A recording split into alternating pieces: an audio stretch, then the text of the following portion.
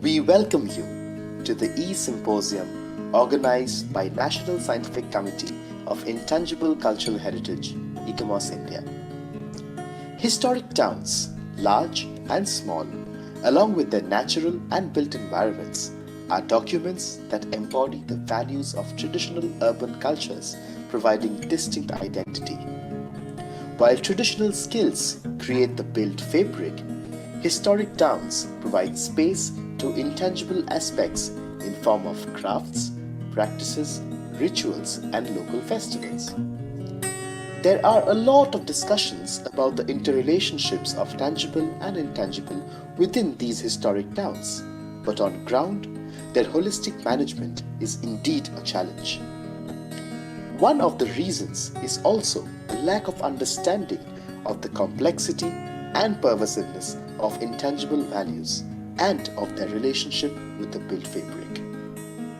The E-Symposium has been conceptualized to discuss historic towns to answer some key questions. 1. How do symbiotic association and multiplicity of values work on ground in context to the interrelationships of intangible to the tangible in historic towns? 2. How to augment the role of ICH for sustainable heritage management of historic towns. South Asia consists of various regions with overlapping histories and culture, with heritage rooted in their landscapes through rituals and traditions. This E-Symposium intends to look into intriguing questions by bringing together experts and emerging professionals from South Asia, aiming to identify good practices in the management of historic towns and the issues of commodification of ICH in terms of tourism and its role in the economy of these towns. Thank you. We look forward to your participation.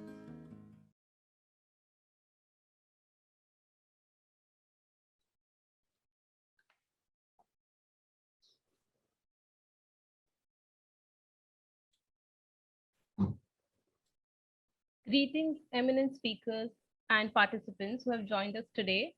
I, Nigar Sheikh, Conservation Engineer and EPWG West Zone Representative, Economists India, take this opportunity to welcome you all to the fourth thematic session of the E-Symposium on Intangible Cultural Heritage for Sustainable Management of Historic Towns in South Asia, Theory to Practice. The symposium is organized by the National Scientific Committee on Intangible Cultural Heritage, NSC ICH, and Emerging Professional Working Group, Economists India, along with the Center for Heritage Management, Ahmedabad University, and Department of Architecture, IITBHU, Varanasi as knowledge partners. This e-symposium intends to serve as a platform for sharing and exchange of ideas that supports developing insights on the interrelationships between tangible and intangible elements, especially in the context of historic towns and the approaches for good practice in South Asia. Spaced out into 5 thematic sessions, this symposium intends to bring together experts and emerging professionals from South Asia. Today's session focuses on the theme Role of Intangible Cultural Heritage in Heritage Economics of Historic Towns. It gives me immense pleasure to introduce our eminent speakers, Dr. Amreshwar Gallad, UNESCO Chair on Inclusive Museum and Sustainable Heritage Development, Anand National University, Ahmedabad, India, Founding Executive Director of the International Institute for the Inclusive Museum, Australia, India, USA.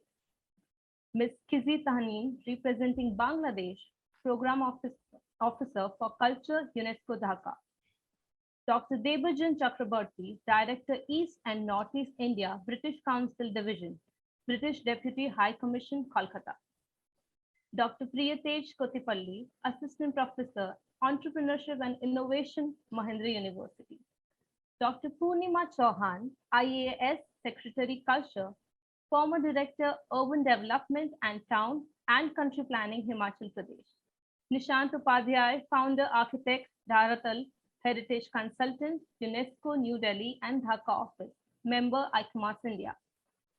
Dear speakers and participants, thank you again for being part of this webinar. I would like to introduce Dr. Sangamitra Basu, Scientific Council Steering Member, ICOMOS India. Dr. Sangamitra is an architect and urban planner, and as a Charles Wallace Fellow, she did Masters in Conservation Studies from York University, UK. Dr. Basu is a retired professor from the Department of Architecture and Regional Planning, IIT Kharagpur, and has over 35 years of experience in teaching, research guidance, and consultancy projects, and has worked extensively on documentation and participatory planning in the field of built and cultural heritage of Eastern India, and is currently consultant as a part of IIT KGP team to the West Bengal government for declaring Coach Bihar as a heritage city. She is currently an advisory member, steering committee of the Scientific Council, ICOMOS India, a member of Intact Architectural Division Advisory Committee, and the architect member of Heritage Conservation Committee, Kolkata Municipal Corporation. Now I request Dr. Basu to formally welcome the speakers and participants.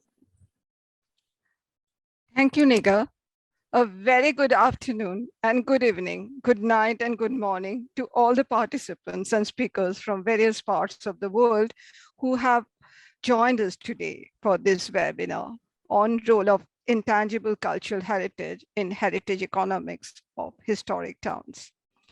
I also take this opportunity to thank Mrinalini and Niyati and other members of the organizing team to give me this opportunity to welcome you all on behalf of ICOMOS India.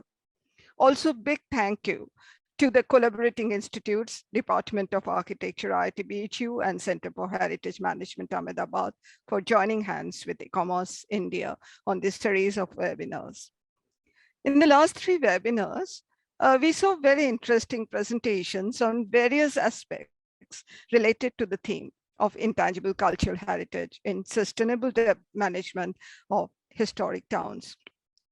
Now, if you look at the historic towns, apart from visual culture and townscape elements, important components of various types of historic towns are the communities, the people, their lifestyles, and their livelihood. Intangible heritage elements such as traditional crafts, arts, performances, festivals form a considerable and integral part of economy of the historic towns. Though there are debates and apprehensions about interpreting heritage as the cultural capital and using the heritage as a cultural commodity. But the question of valuation of these assets, the way in which intangible cultural heritage can be a strong driver for augmentation of economy of the historic towns and how this supports their sustainability is of crucial importance for creative economy and heritage-led development. So this is something which is which almost ties everything if we want to think about heritage-led development. Today we have speakers who will be speaking on the economics of Durga Puja, the state government policy in Himachal Pradesh for economic augmentation, use of intangible cultural heritage after Kerala floods, capacity building, and so on. I'm sure that the cities will come out with specific suggestions for historic towns and their sustainable development. I also look forward and sincerely hope that lessons and experiences of the series of webinars will inspire other national scientific committees of ICOMOS India, and there will be further collaboration of NSC on intangible cultural heritage with other scientific committees like NSC on historic towns and villages, NSC on tourism, on cultural landscape, and also the working groups like climate change to meaningfully contribute to development policies for historic towns of India. I welcome all the speakers who have kindly agreed to share their experiences and enrich us, and also welcome all of you once again. Thank you. Thank you, ma'am. Thank you so much. Now we come to the most awaited part of the event, the presentations by our speakers. The moderator for today's session is Ishita Shah. Trained as a designer and historian, her practice revolves around the idea of curating for culture. In the current pandemic, she has been conducting virtual programs on family personal archiving to discuss creative possibilities for archives in India and the global south. At Curating for Culture, she had collaborated with diverse organizations like Patani Archive, Biomi, Intact, NCBS, and others on a wide range of projects for cultural preservation and public interpretation. She has been the founding archivist and oral historian at SEPT Archives and worked with Royal Institute of British Architects, Insight Magazine, Spade India Research Cell, and Design Innovation and Craft Resource Center. She is one of the 2020 recipients of the Graham Foundation grant researching on architectural history of 20th century India by tracing the narrative of women practitioners. Now I would like to hand over the platform to Ishita Shah and begin our session. Thank you, Nigar, for that kind introduction. I hope I am audible and clear enough. Yes. Thank you. Thank you, Niyati, and thank you, Economists India team for having me over here in this very esteemed position to moderate a discussion amongst such diverse presenters. I'm humbled as well as excited for what will come out of today and what we all will learn. To share my views, I think I feel very excited that we are here today to interact with such a very well curated panel. And I say so because of the diversity that they bring on board. On one hand, we have Dr. Gala and Kizzy, who have worked extensively with international bodies for the purpose of heritage management in the South Asian region, while Dr. Debanjan and Dr. Purnima's presentations will speak for the pivotal role of national bodies and their various initiatives. And on the other extreme end, we have Nishant, who will tell us about his working experiences with different regional stakeholders. Dr. Priya Tej's talk, which raises pertinent questions about interpretation of heritage economics and its valuation, will act as an undercurrent to all the other case studies being presented today. It is also important to note that the different presenters will touch upon quite distinctive cultural and sociopolitical geographies throughout this afternoon. In anticipation of this rich palette of presentations, very basic set of questions came to my mind. Whose heritage economics are we really talking about this afternoon? Who is investing and who is the beneficiary? Or let's put it a little differently. Is a better understanding of the heritage economics supposed to support the local community for its existence, aid innovation in areas of ICH, or boost the selling and branding value of the crafted output? On that note, I urge you all in the audience and listeners to think about questions or comments which may steer the emerging conversation into either a debate on regional practices or lead us to new critical inquiries at individual level, or even help us arrive at a collective resolution in our capacities as heritage thinkers and practitioners. Even if all your questions cannot be answered, rest assured that just reading them in the chat window might be inspiring and it will add to our learning experiences. I must also emphasize that if you want to write in any other language than English, please feel free to do so, and we will find a way to translate or cross-communicate using audio. I'm going to keep my introductions very limited, and what I will do is copy paste the full bio as well as the abstract note for the listeners in the chat window so that we can keep to time. The format is quite straightforward. The first 4 presentations, including the keynote, will be about for 15 minutes, and I'm going to have to be that bad cop who's really going to raise the alarm. And the last 2 presentations, which are case study presentations, will be only 10 minutes so that we have time at the end to interact with each other's presentations, but also with the audience. And I hope you all will excuse me for all that bad copying that I have to do. So the first presentation is by Professor Gala, and he really needs no introduction, but I must do what is necessary as basic etiquettes. I'm going to keep it short, as I said. So ranging from his PhD at Jawaharlal Nehru University, New Delhi, to working with Australian University, Canberra, and currently he's the Professor of Inclusive Cultural Leadership and Founding Director, International Center for Inclusive Cultural Leadership at Anant National University, Ahmedabad, India.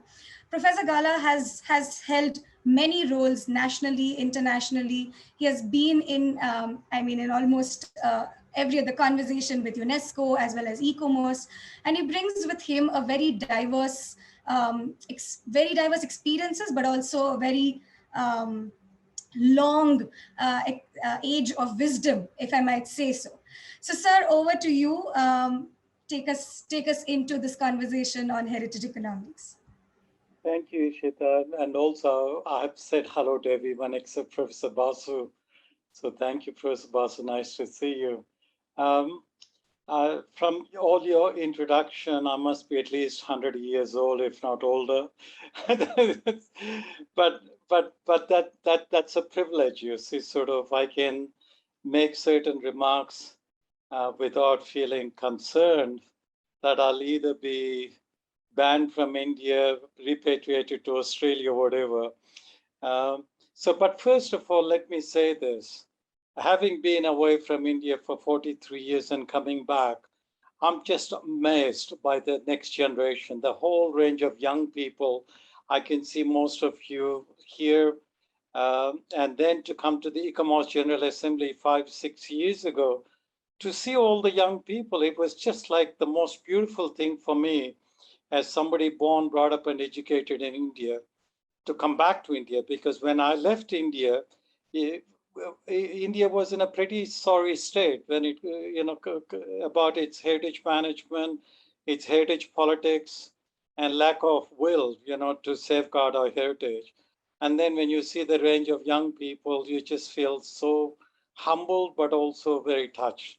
I want to state that very clearly, that I'm so proud of you all, the next generation.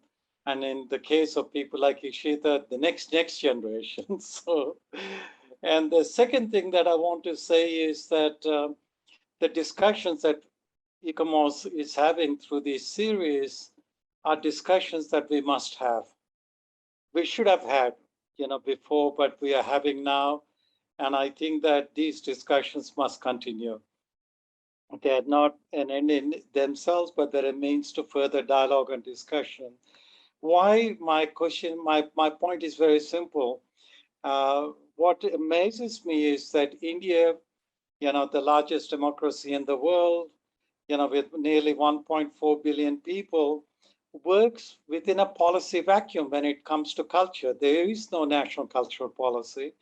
There is no national museum policy. And there is no national tourism policy. So now we talk about all these things, right? In the past 3 webinars, and we'll be talking again today. So how do we work in this policy vacuum?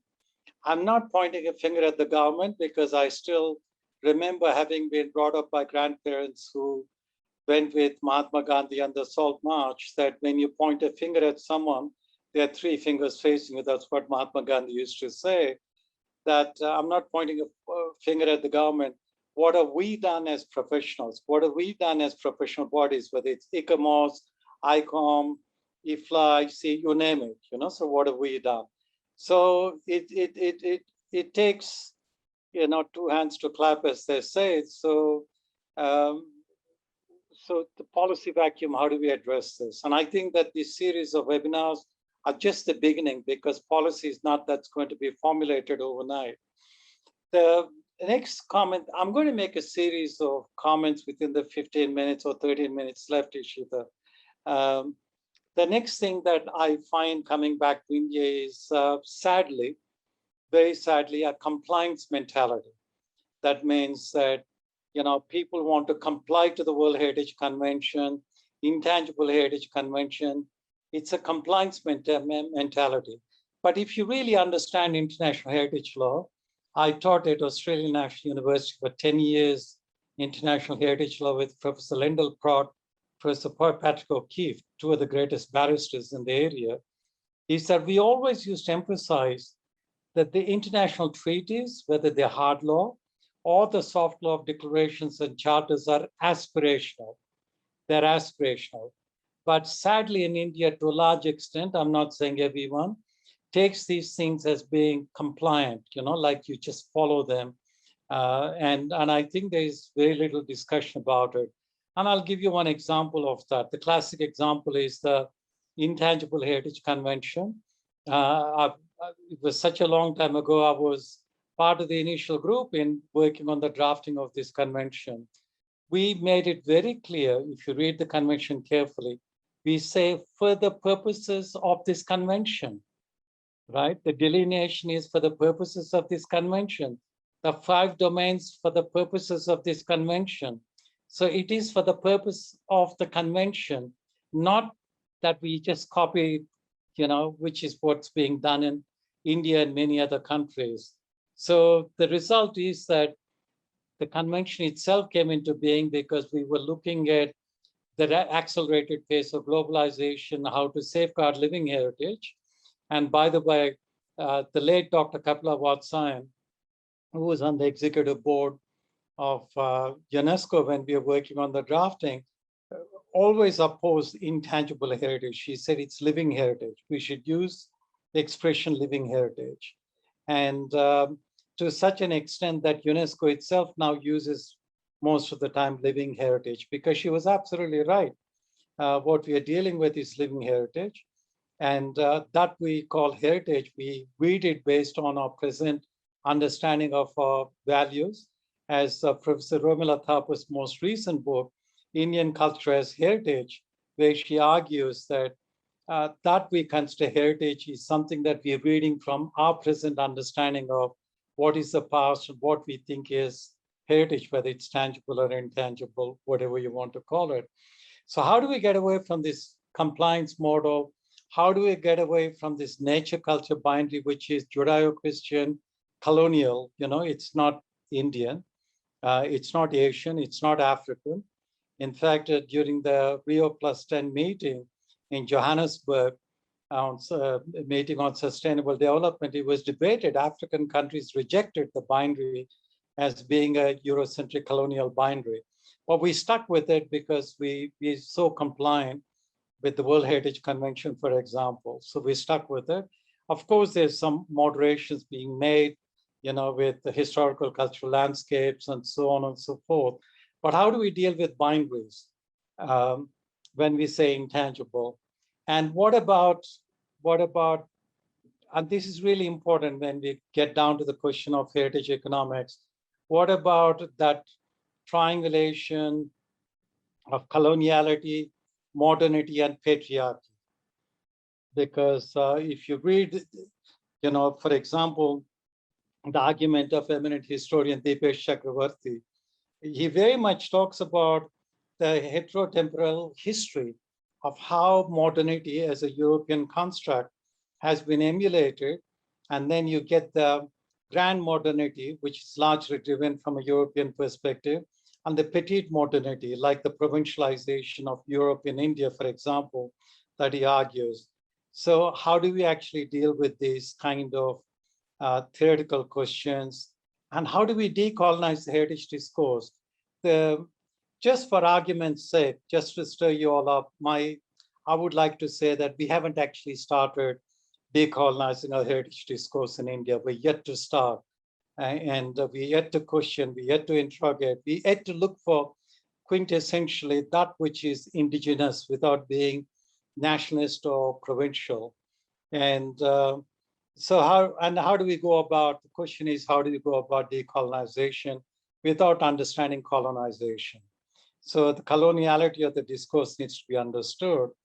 Now, coming down to heritage economics, which is the theme of the session, may I say that when I first went to Australia, and I was the National Director of Affirmative Action for Indigenous People in the heritage sector, we had a huge debate. The debate was about, finance ministry said, what price heritage? We wanted to put a price on heritage. We countered it with what value heritage? It was an intellectual, professional discussion.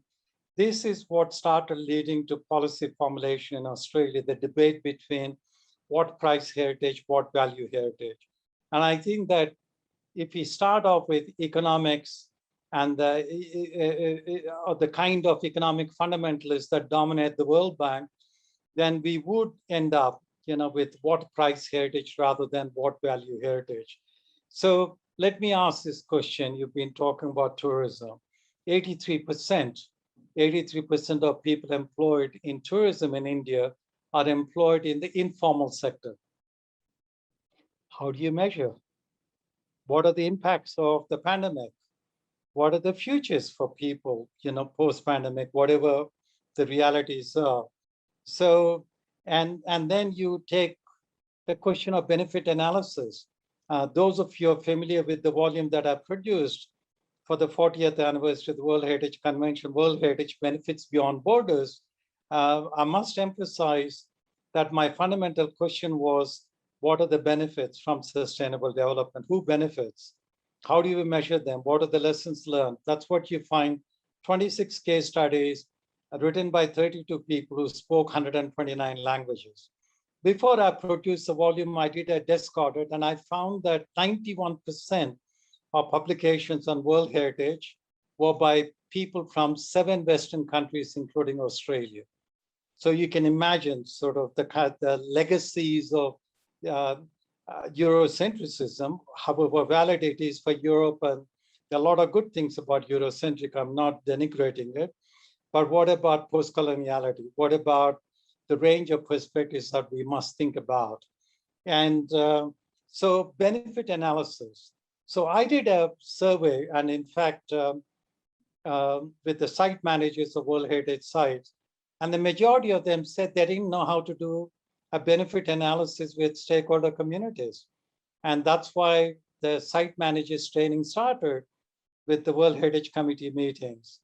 And so when we're talking about stakeholder communities, when we're talking about, living heritage, both within the World Heritage sites and neighboring places, if you don't know what benefit analysis is, how do we deal with living heritage? One of the many questions one could ask. Then the other thing that I must say with respect to India is this whole idea of historic towns. I'm sorry, this is a construct. This is Eurocentric construct. If you will, you could find its rootedness in Italian city towns. Why are we using this, without understanding, Indian urbanism? A city or a historic town is an artifact, right? But urbanism is a process.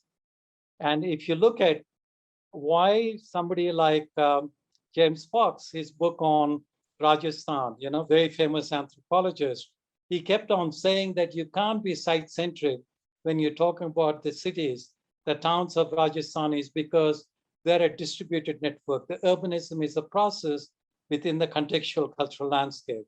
So he talks about something my whole generation has used. Unfortunately, very few people of the next generation have read that, that there's cultural roles. There's mercantile cultural role, there's regal ritual cultural role, there's all kinds of other cultural roles that urban centers have, and as part of urbanism. And I think we need to deconstruct this very colonial idea of a heritage town and get away from it. Think of more a dynamic process of these places as being, living centers, while we keep on swallowing the word intangible heritage with heritage towns. And I hope you don't mind my saying this. My age gives me the privilege to say these things. And then there's always the question of, what is tourism? Tourism is something historical. I mean, pilgrimages were the earliest forms of tourism. We all know this. Cultural geographers will tell you that. But we got to ask fundamental questions. India uses the word Buddhist tourism, right? In fact, Andhra Pradesh government desperately tried to get His Holiness the Dalai Lama to do the second Kala Chakra ceremony within a short period of time. Why? Because they said it's good for tourism. And the chief abbot of Saranath, when he came to Mangalagiri in Andhra Pradesh, he addressed a public gathering and he said, why do you want another Kala Chakra ceremony? Do you understand what Buddhism is about? Everybody says, oh, it's good for tourism. So Buddhism is about making money, right? Buddhism is about materialism, right? So see how much people have understood. So what is Buddhist tourism in India? I don't know. I'm struggling with that. I deal with this area. I'm a specialist in the area. And I just don't understand, why we don't try to interrogate, understand the basis of tourism. And in tourism itself, there are layers of significance. Like you take, for example, Fort Kochi, right? From historical colonial layers of Portuguese, Dutch, British to more recent, and now the Kochi Muziris Biennale landscape. There's layers of landscape values. Each one comes with experiences that need to be researched. Research is the emphasis, because in India, research is funded very poorly in the heritage economics in the heritage area. Researched and interpreted as experiences. So Kochi Muziris Biennale itself is an experience that's rooted within the historical cultural landscape of Matancherry. So, and then how do we deal with, I'm sorry to, I know there's at least one IAS officer here, so I apologize, but what we call Macaulay's children, Macaulay's children, that is all the civil servants that took over India. And they're transferred, like in the old days, every 3 to 4 years, because you're not supposed to get closer to the natives, right, to get involved, which was the whole British colonial discourse of empire. And so where are, it's only recently that these civil servants who are being trained, their awareness is being raised about heritage values, only recently. But what about professional development for the thousands of them across India? I tell you, having worked for 5 years in Amaravati Heritage Town, and that the biggest challenge for me was the lack of heritage consciousness and awareness among the civil servants. That was the biggest challenge, and so this is a huge area we need to address. And as I conclude, I want to finish off by saying that we are always looking to the West. I don't know what's wrong with India, why we are so think the white man is right, or why we're always looking to you look at the reading list of most architecture, design faculties, or even museum studies, heritage studies faculties. They're all Anglo-American texts. Hardly anybody reads a book by one of the greatest heritage scholars of India, Dr. Bedekar, who is no more. And his books are translated into Spanish, French, Portuguese, Russian, many languages, and are read internationally, but not in India. Why is this? Why don't we read? Why is it we only focus on English language books? What's wrong with our indigenous languages? There's so much that I come across written in Hindi, Telugu, in my case, I've been able to access. Why do we have this inferiority complex? Or is it incompetence of understanding our own scholarship within the country?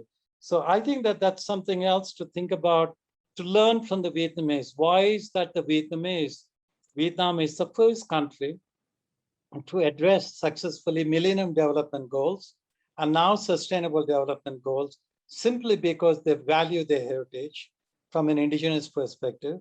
They take the best of the world, but they also ensure that the best of Vietnam is valued. Most importantly, what they do is they work on institutional building to safeguard the heritage, not just copy and cut and paste, because I've seen in the years that I've reviewed, in the 6 years, so many cut and paste jobs from Western countries. I mean, Florida waterfront cut and paste for Benares. Hello, where is Benares and there is Florida? I mean, this is what all your accounting firms have learned to do, is cut and paste for DPRs. Where do we stop this kind of this mentality? So I think that we need to seriously rethink, and lastly, 2 things. One is who owns the infrastructure is very important, because one of the biggest problems I see in India is the rich continue to invest and control the infrastructure. But who actually controls infrastructure? Who benefits for the investment in heritage tourism is dependent upon who controls, who owns whose heritage and who manages, whose infrastructure in managing this heritage.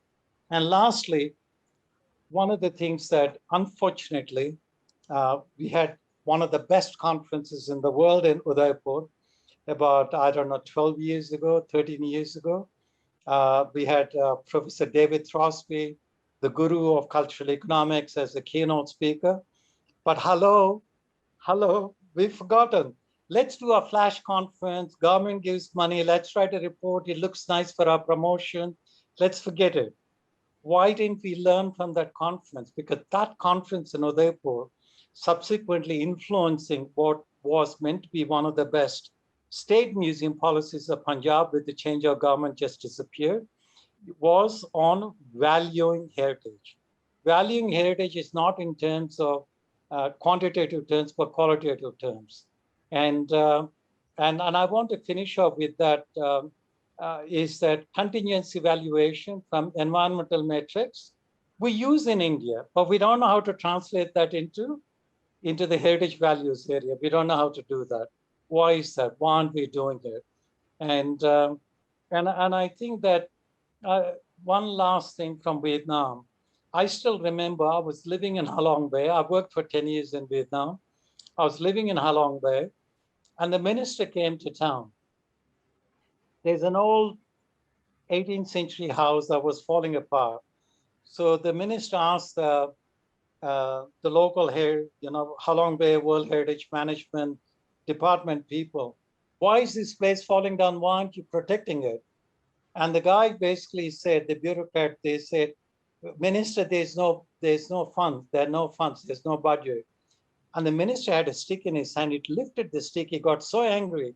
He said, you idiot. Just because you don't have a budget doesn't mean that you don't look after your grandmother and your grandfather. You see, I'm translating from Vietnamese. It means more than that. So much is lost in translation. And I think that one of the things that I enjoyed most in Amaravati Heritage Town before I moved to Ahmedabad was working on 20 civic spaces where the local people take ownership for looking after their own heritage values rather than depend on the government, AP tourism, and all these bureaucracies that keep changing. And I recently was there in January, and I found that the local ownership by the civil society is continuing safeguarding some of these places, both what you're calling the binary of tangible and intangible. Thank you so much for listening to me. I know I was ranting a little bit, but you got to allow that privilege to an old man to rant on. Okay, thank you. Thank you so much, Professor. I think we stand by what we said, that you come with that wisdom and we must hear you. And we thank you for all your critical observations, I think, which are very important as a keynote to contextualize the following presentations. And I think the hint really lies in looking back perhaps at both our education as well as the underappreciated theoretical knowledge that the country sort of sits on, but we constantly look somewhere else. Thank you so much for making those important observations. We'll now move on to listening to Kizzy Taneem. She comes with an expertise in environment and sustainability and social sciences. She's an experienced professional in program and communication sector in United Nations, UNESCO, and international organizations. She has been working for more than 7 years with UNESCO Dhaka office as program officer for culture. Over to you, Kizzy. Thank you, Ishita. Am I audible and can you see my screen? Yes. Thank you.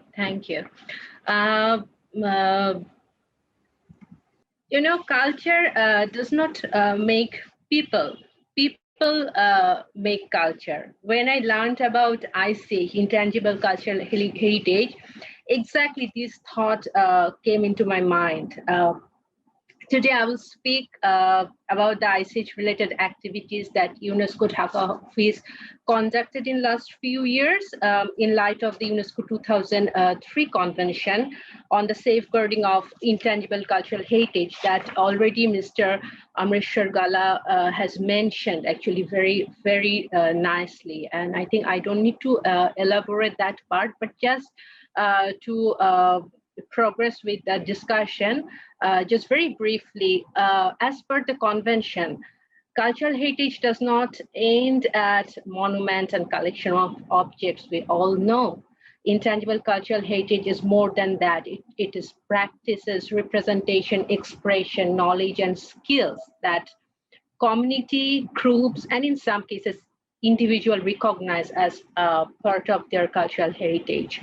The 5 domains the convention described, Mr. Gala already mentioned that, but just one more time: oral tradition and expressions, performing arts, social practice, rituals and festive events, knowledge and practices concerning nature and the universe, traditional craftsmanship. And these are representative, inclusive, community-led, traditional yet contemporary, and of course, very importantly, living.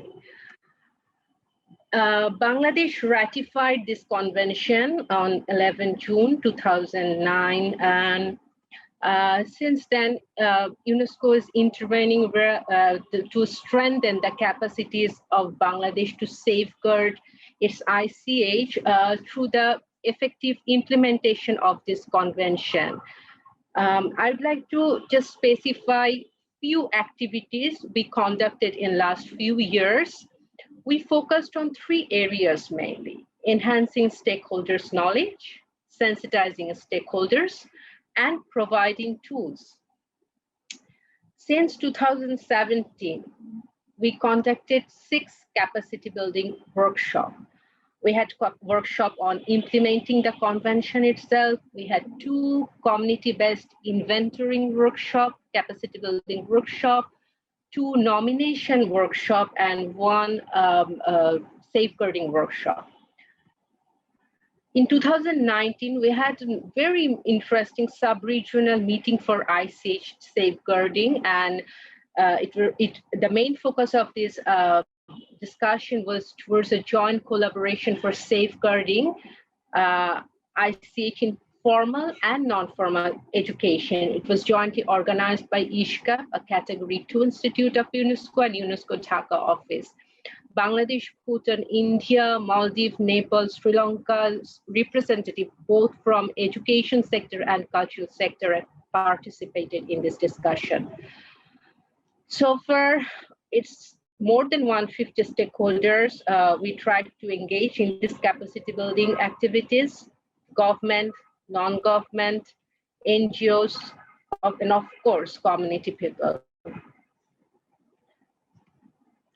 Even in 2020, where we were facing the beginning of this pandemic situation, we conducted the nomination workshop on ICH, the virtual workshop through Zoom, a 3 days workshop. And people across the world from community level, government and NGO people participated in this virtual workshop. So far, if we analyze the workshop participants by gender, not so impressive right now. It's a little bit gender biased. You can see 75% male, 25% female. And by sector, 65% government, 10% academia, and 25% from community and NGOs.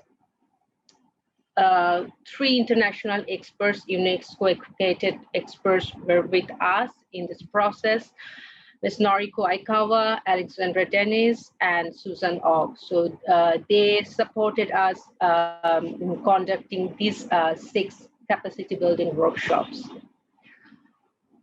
We had 4 publications. Initially, I talked about providing tools. Actually, theory is not sufficient. we need the tool to implement it. So based on the urge and request from the stakeholders, from national level, from community, UNESCO Dhaka office developed this tool, the guidebook for community-based inventorying of intangible cultural heritage in the context of Bangladesh. Government of Bangladesh, they have been working to develop the inventorying, and they have been using this tool. Even the community people, the other field offices of UNESCO, it was praised by all of them, and many countries are planning to replicate this for their country. So this is available on UNESCO website as well if anyone would like to have a look. What we did when we conducted all the workshops, we summarized all the contents for the participants and for wider audience so that they always can have this as a resource tool. We translated different UNESCO publications into Bangla language for wider dissemination. ICH and Sustainable Development and ICH and Gender are one of those two. We translated the operational directive of the convention into Bangla language, all the training materials so that community people can easily, they can relate with the idea and concept. And as an outcome of these workshops and capacity building activities, Bangladesh government very successfully submitted their periodic report, which is a requirement as per the convention in 2017.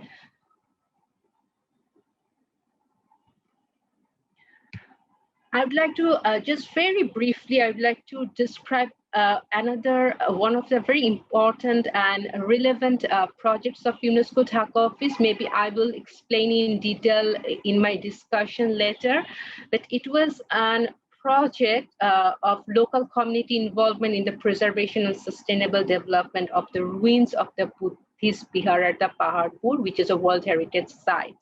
So we worked with the terracotta artisans there. More than 25 artisans, we provided them with the knowledge and skills, and 50% of them were women artisans. We had 2 capacity building trainings we conducted, both the contemporary skill and traditionalist skills. 120 plus local community members were engaged in the project activities from innovation to marketing. We had 2 trade fairs for these local artisans, one in Dhaka, the capital city of Bangladesh, at National Museum, where we tried to create a linkage between the artisans and the market, both national and international market. And another trade fair was held at Paharpur World Heritage Site.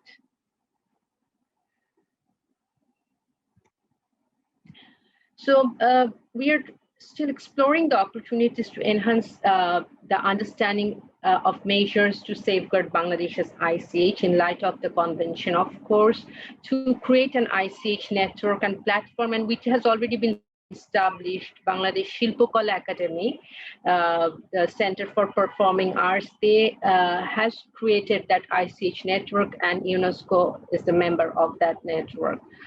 Bangladesh government already initiated a community-based ICH inventorying, and we are trying and exploring all the opportunities to utilize and use the resource tool developed for ICH.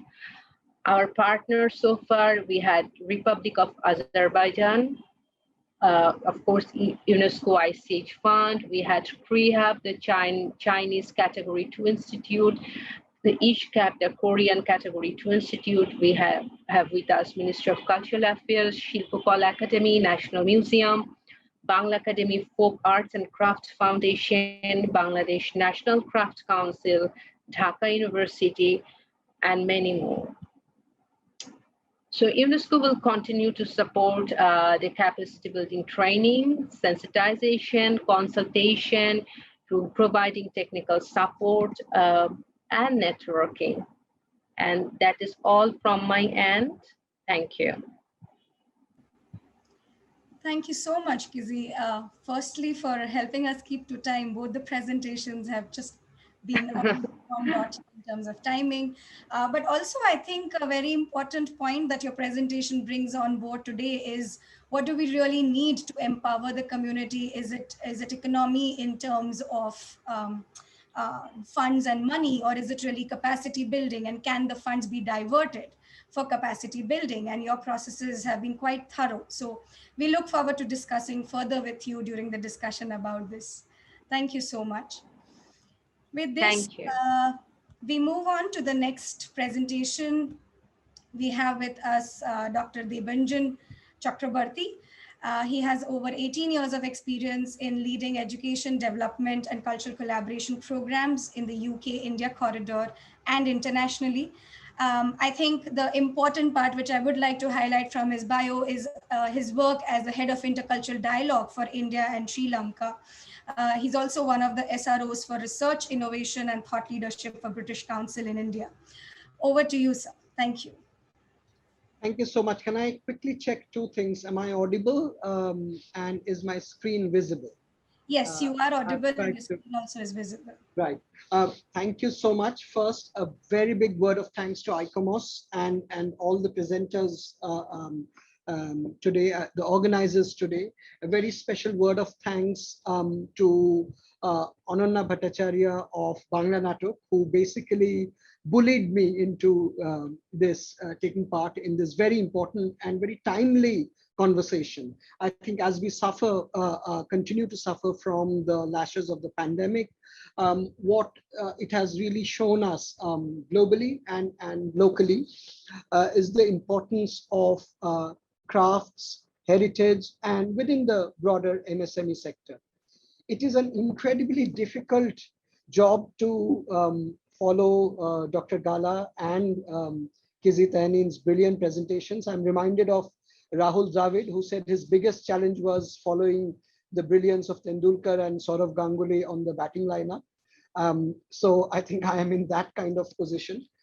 One of the things I think I'll start, set a quick context by referring to something that Dr. Gala said about the policy vacuum and the lack of real interest from government and public sector organizations in the broader heritage conversation.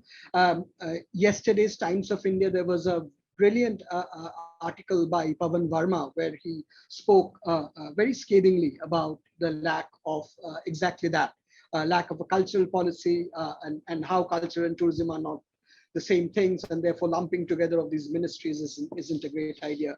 But I'll steer clear of the specifics of politics. But here I'm about to talk to you about a research that the West Bengal government tourism department commissioned. They approached us. There's a bit of a background in that we have been working with the West Bengal government for a while on a number of projects across culture and education and training. A short while before this research was commissioned, we had worked very closely with the tourism department to showcase Bengal's Durga. It was a photography exhibition on the Durga Puja festival. I'm not going into the details of what Durga Puja festival is. It is one of the largest faith-based festivals, but I think over the last 100 years or so, it has evolved and it has gathered pace in the last 10, 15 years, I would say, to morph into what is probably the world's largest public arts festival. And we worked with the Totally Thames Festival to plug some of the visual brilliance of Durga Puja festival in the UK, with a very specific objective of driving international tourist footfall to Bengal around Durga Puja, and then pushing them deeper inwards towards Sundarbans and the Darjeeling Himalayas, and with a wider objective of enhancing tourism in the northeast of India and Orissa too. The specific objectives of this research was around finding the economic value. And again, Dr. Gala, this refers to something that you mentioned. I don't think we were taking a balance sheet approach between what is the cost of Durga Puja and what is the value. I think the research we tried to produce looks after all of it, but being able to put forward very specific value for certain creative economy sectors. There are about 10 of them which we researched. I think creates a platform for policy action, especially in the public domain. The challenges that you highlighted for the bureaucracy is actually very real. So I don't think our colleagues in the Indian bureaucracy, or I am a kind of bureaucrat myself in a different sector, we just cannot run away from those realities. For some reason, my screen has frozen. I don't know whether it's moving with at the other end. Can someone? No, we also are seeing research objective for now. It's just not moving. You can just stop screen sharing and try it again. Shall I do that? I mean, it will just take more time then. Or if you might just drop out of the full screen mode, that might also help you. Full screen mode. Okay, let me try that.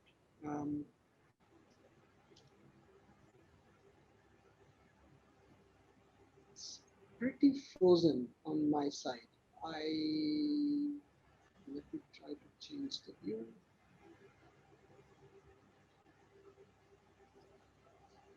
Just try clicking escape.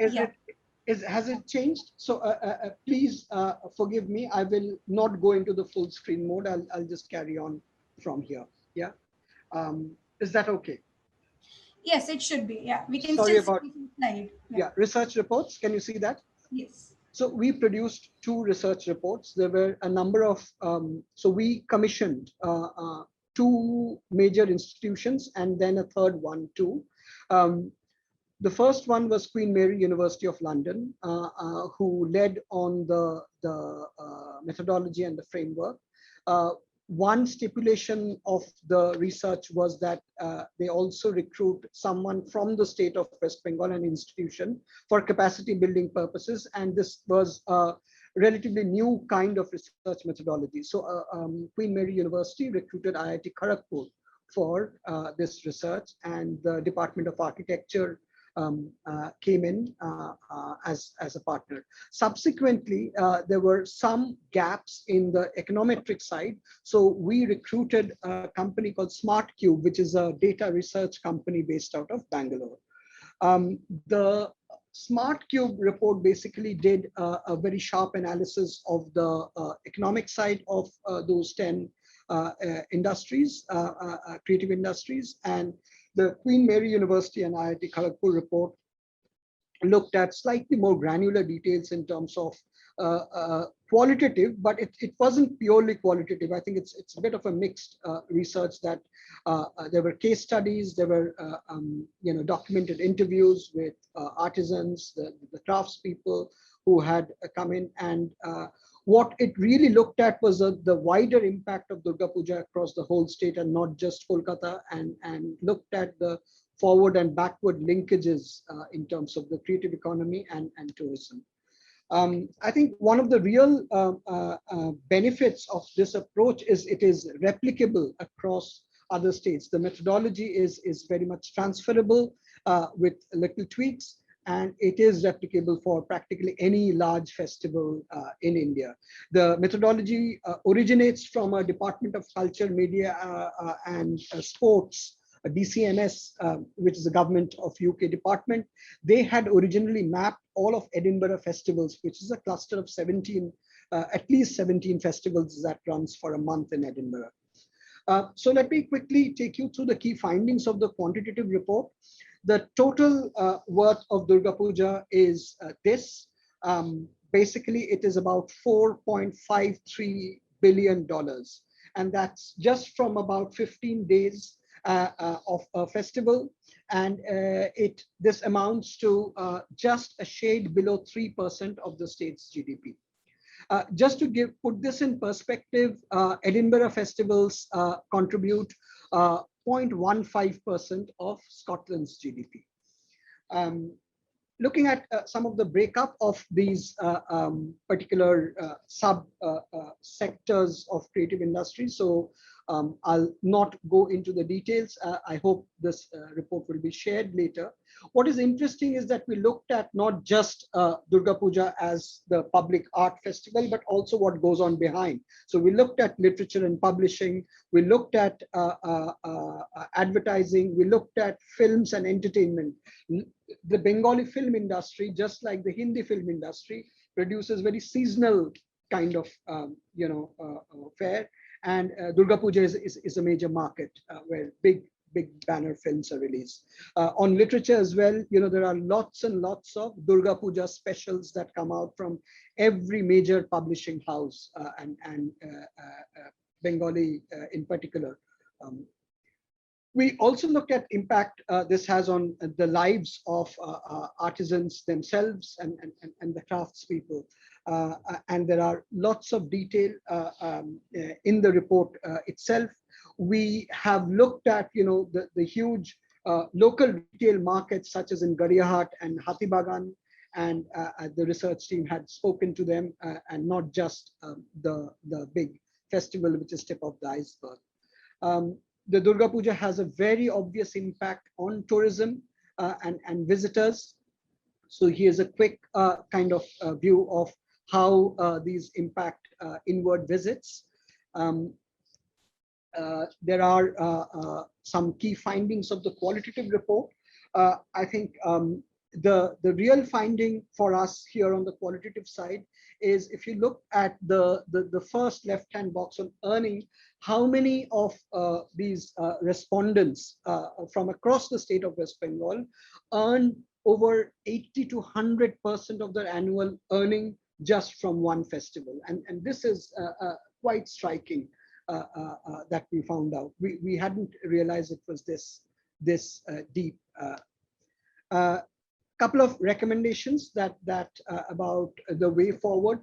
I think we are one of the key recommendations is to look at tax coding in terms of really getting a firmer handle on what the economic value of these are.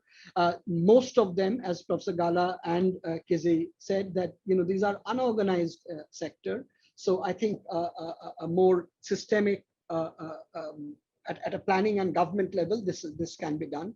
The other interesting part was the looking at remittances of the migrant labor from Bengal. Bengal, along with Bihar and UP,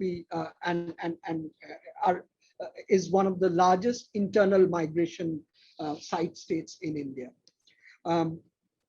We are recommending a greater, more research in sustainability aspects, inclusion aspects. And this is quite interesting that though Durga Puja celebrates the female goddess and the power of women, the decision making of big Durga Puja festivals are almost entirely concentrated in the hands of men. So we are, so this is one of the anti-patriarchal recommendations that the research makes.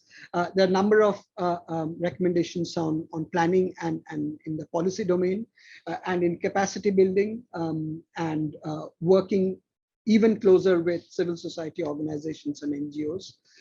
There is a big opportunity still to promote tourism and cross-sell tourism, not just for Kolkata, but for the entire state. And again, not just for the state, but for the entire region, as it were, pushing into the Northeast and then onto Odisha and possibly even crossing over to Bangladesh. This was the methodology, a mix of quantitative and qualitative. I think I'm more or less at the end of this presentation. I hope I have managed to stick to time. I think the big question, I suppose, from here on is how do we in this space, working in the space of heritage, crafts, creative industries, and tourism. So I think taken together, they create sustainable ecosystems, and the way they distribute income is, I think, unmatched. I don't think heavy industries are able to distribute income as equitably as these sectors. So we have been, there's a request now from the West Bengal government to work even more closely together in terms of capacity building in these areas, and take forward some of the research recommendations with other stakeholders. Thank you very much. Thank you so much, Dr. Chakrabarty, for again helping us keep to time, and I think more importantly introducing us to a very comprehensive study of what we are here to talk about. How do you understand heritage economics of ICH? And here we have a very specific case. I think what it also sort of highlights is the need for collaboration. It's just right out there that it's not a one man's job, it's not a heritage practitioner's job, and you need a set of skill sets to come on board. So perhaps in the discussion, it would be very interesting to know a little bit more from you about the kind of methodologies that were sort of dwell into, as well as what were the interconnections between the qualitative and the quantitative research. So we'll look forward to that conversation with you. Thank you so much. And with this, we move on to the fourth presentation of this afternoon. We have Dr. Priyatej Murthy Kutapalli, who is an assistant professor at the Center for Entrepreneurship and Innovation, Mahindra University, India. He holds a PhD in cultural economics from Erasmus University, Rotterdam. And what I would like to highlight is his recent publication, A Cultural Economic Analysis of Craft by Palgrave, if I hope I've pronounced that correctly. So over to you, Dr. Kutapalli. Thank you. I'm hoping that everybody can see the presentation, and I'm pretty clear for everybody to hear at this moment. Yes. Having said so, I'm humbled to be in this gathering of people who have been working in this field. I think, I'm 37. I think they've worked more in this sector than my age is. And so, a lot of what we see as a consequence, not just in India, but also in international policy, is much to their efforts. And so they have given us quite a few things that we need to work on for the future in such a manner that we are able to pass on something to the later generations that come after us. Having said so, I would like to say hello to Professor Gala. It's been quite a while since the last time we had bun maska or bun omelette in Amritsar. And of course, it's a tough act to always follow him. And mine is made worse, given the fact that two other speakers who have been very eloquent in what is it that they have been able to bring to this gathering. And also makes me wonder, what is it or how is it that I can contribute to this entire conversation? I sat long and hard and I thought about it as to what my competence, if any, is to talk to people who are way senior than me on this topic of the economics of culture, heritage, and more so within the context of ICH and historic cities. It then occurred to me that while I may not be able to match them in terms of the range of experience that they've had in the ground, and thereby lay a much more, let's say, a much more nicer tapestry of how the interplay between economics, culture, historic cities, and heritage can happen. I figured perhaps the best thing that I could do is I could share what my journey has been so far in terms of understanding economics, culture, heritage, and thereby maybe give some, or rather some of my reflections in my journey so far in trying to understand these particular topics. And I'm hoping that that benefits all that are here. There are a couple of caveats that I want to be able to give when I'm using the word culture. So just take it with the view of semantics and not get too much bogged down by it, because I know that when certain words have, or rather words have very specific connotations. And so that's something that I just want to give as a trigger warning, and don't get triggered by it, is basically what my plea is at this particular moment in time. Now, having said so, I want to play within three things per se within this conversation. Number one, I want to talk about, well, what exactly is the role and responsibility of economists, if we do have any role and responsibility in this conversation at all. Or more so cultural economists. Professor Gala definitely talked about Throsby. Then there is also Sir Alan Peacock, Ilda Rizzo, a whole lot of other people who have been working on this particular topic for decades now. And it's interesting that we are kind of in this, or getting into this conversation about heritage and economics in India, but I think we have a lot of, let's say, way to go before we can talk about it in a more, let's say, comprehensive manner. Now, having said so, what I want to start with is that I just want to have like this general conversation about culture per se. And then this kind of becomes a little bit more easier for me to start looking at the interplay between the economy, economics, and how culture plays a role within that context per se. So for the sake of simplicity, what I'm going to be doing is that I'm going to be dividing culture into three different tranches, so to speak. So you can have an anthropological sense, that is an extrasomatic adaptation of human beings as a consequence of the environment that they live in. And we can call it C1. And then we are calling C2 as the summation of all of these cultural features in the civilizational sense. If we're talking about it, what the Germans would call Kultur. So, we have like a distinct Western civilization versus Eastern civilizations, or Indians being distinct, but how is it that the distinctness plays out is what we are talking about as a C3.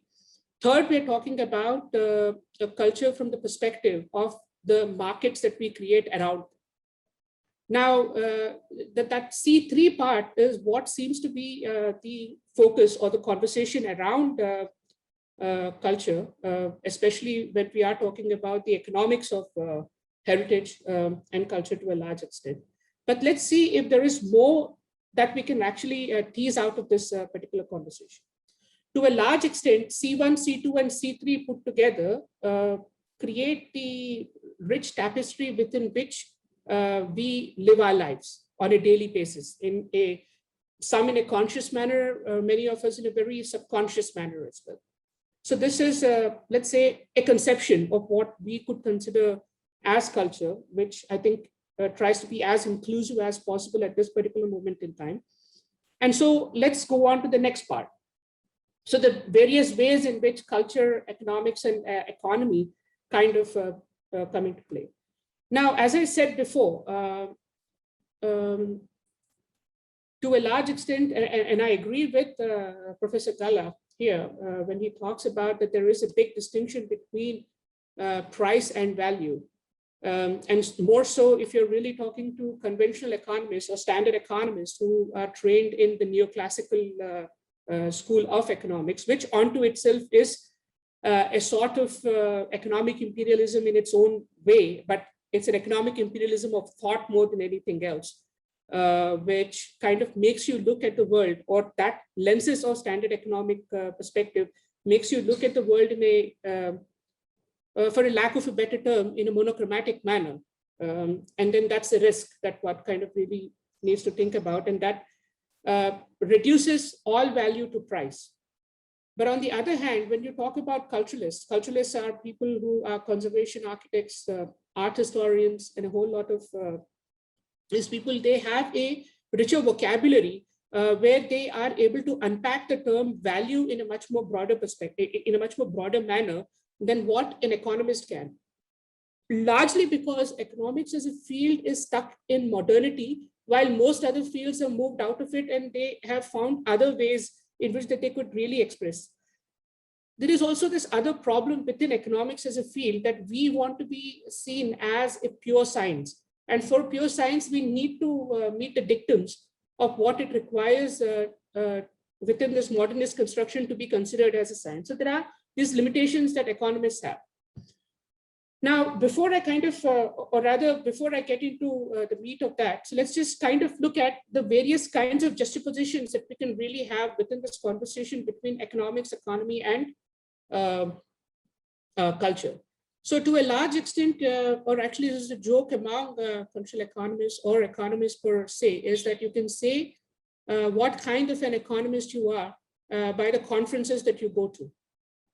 And so to a large extent, the cultural economist is that weird guy who kind of finds it hard to fit in any other group except in the conferences of ICH and maybe in the conferences of, I think, even one of those conferences per se. In any case, how is it that we start playing this interplay between these things? So in the first conversation, when we're primarily talking about it from the standard economic perspective, the way in which humans or the Homo economicus kind of takes his decisions is based upon rationality, and it is bounded by what is called as profit as a motive and utility maximization. So he's rational and he wants to make a profit, or he wants to increase his utility. In such conception, culture plays no role in it, because he is somehow taking all of his decisions based upon his rationality, which in a standard economic perspective from the neoclassical lenses has no bearing upon his cultural background per se. How far is this true is something that we will come back to later. Or maybe I will just hold on to it for a moment there. On the other hand, when we're really talking about the second part, that is C1 and C2 does not matter for the economy, we're really talking about it from the perspective of the culturists who are really looking at it from this notion of art is for art's sake and just let it be kind of a story. On the other hand, when we're talking about the third juxtaposition between economics and the art sector per se, here is where things start getting a little bit more interesting. Now, one of the seminal works within cultural economics per se is this paper that was written by Baumol and Bauman, which talks about the Baumel's cost disease. So one of the things that happens as economies within countries progress is that there is a movement of movement from primary to secondary to tertiary. And this is based upon the fact that as this movement happens, or rather movement of people happen from one sector of the economy to the other, this is based upon higher incomes, and it is based upon their ability to earn more. But on the other hand, when you kind of study what's really happening within the cultural sector, and Baumol and Bauman kind of study this in the States, and then they primarily look at the orchestras and theaters per se in the States, they look at, there is something weird happening in the sense that the people who actually are in this sector are highly skilled. And it takes years for them to kind of develop those, what it takes to kind of play at those professional levels. But on the other hand, the incomes that correlate to that amount of work that they put in to generate or learn these skills, and what they earn is too less.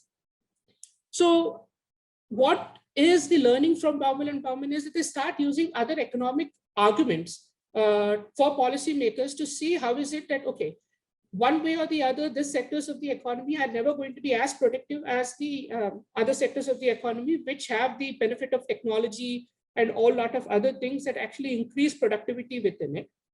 So what is it that we can bring in as an argument that secures for the future these sectors, like, for example, theater or orchestra music and so forth? So the argument that they come up is that these sectors of the economy are important for human development. And if you don't support these, your HDI index is actually going to go a little haywire. That's like a very simplistic way in which I'm trying to bring in. But then again, this starts the foundation of where economic arguments had started to come in to look at ways in which you wanted to support, let's say, the cultural sector per se. Over a period in time, and this we're talking about the 80s and maybe even going towards 2000 and a little beyond, you have this entire notion, or actually it's interesting that I think it's Professor Debanjan, yeah, that's right, yeah, talks about it briefly in terms of the DCMS model in '98. And then they're one of the first to actually come up with this model for what the creative economy per se is. Also, just going back to the previous point a little bit again, Bauman also says that, these cultural aspects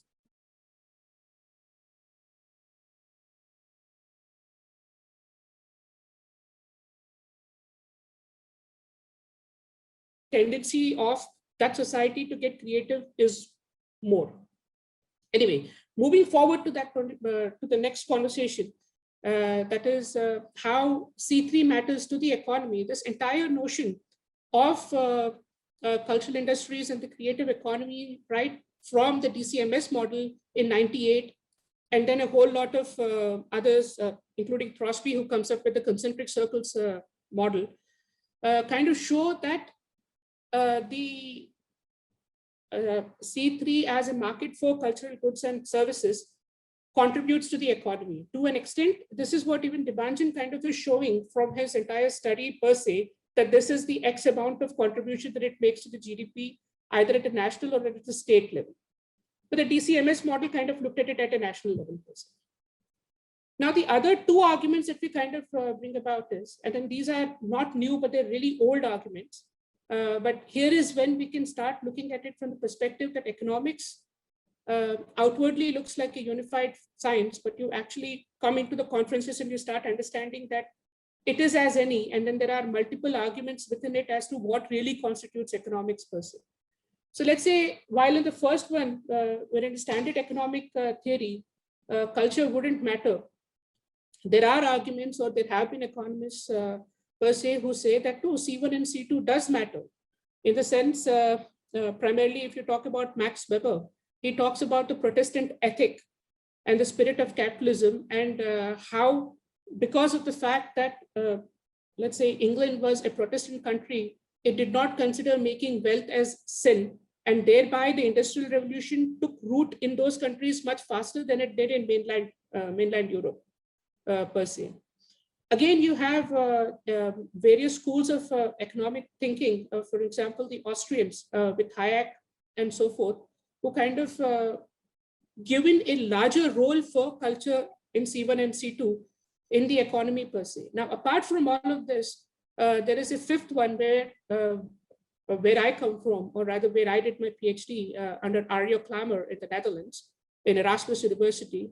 We make the claim that fundamentally the economy is embedded in culture, and there are certain consequences to it. So let's start by trying to unpack what's the differences when you kind of look at it purely from a standard economic perspective, and what happens when you start moving to the other extreme, that is, have other heterodox approaches to culture and see how it works out.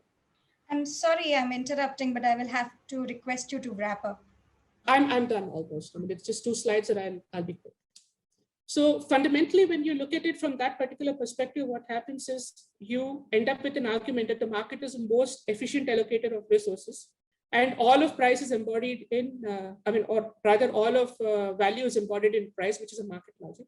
When there's a market failure, culture and heritage, as it's required for human development, the government kind of steps in with public policy and so forth. So in this conception, ICH primarily rolls within 2 framings per se, market framing and a governmental framing. Either you look at it as a public good or as a private good.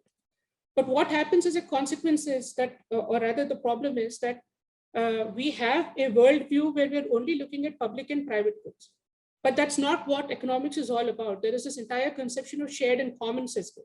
So how do you bring that into the conversation? That's where we kind of look at the value-based approach, which I briefly talked about, where we are fundamentally shifting the central problem of economics from allocation of scarce resources to that of realization of values in its multiplicities. That is societal, social, transcendental, personal values that people need to realize. In this particular context, what then happens is co-creation of shared goods, or rather, in this particular concept, what happens is that ICH kind of provides the culture, the context within which these shared and common goods can actually be realized. And in this, where you're really talking about the market and the governmental logic being the dominant, here we are able to bring in two other circles into this conversation, that is the third sphere and the oikos nomos, that is that there is a role for the individual household to play in this conversation as well. So to conclude, what is the consequence of this entire conversation per se is that while we look at the economics of heritage, there is a substantial, or there is some amount of work that has been done while looking at it from the public and private good perspective, but little or no work has been done to kind of look at it from the shared and commons perspective. Now, the moment you start actually making that particular shift, it opens up an entire broader perspective or a broader conversation of how you kind of really want to look at policies or interventions within the ICH sector, within any framing per se. Basically, the conversation shifts from consumption to participation. And how is it that that entire journey happens is something that we can really think about only once we kind of shift the lenses from the standard to the heterodox approach to economics. That's, in short, my thesis at this particular moment in time. Thank you for bearing with me. And Ishita, I appreciate giving me that little extra time. No, it was such an interesting proposition. So we definitely didn't want to cut you short. Otherwise, I don't think we would have all understood as well.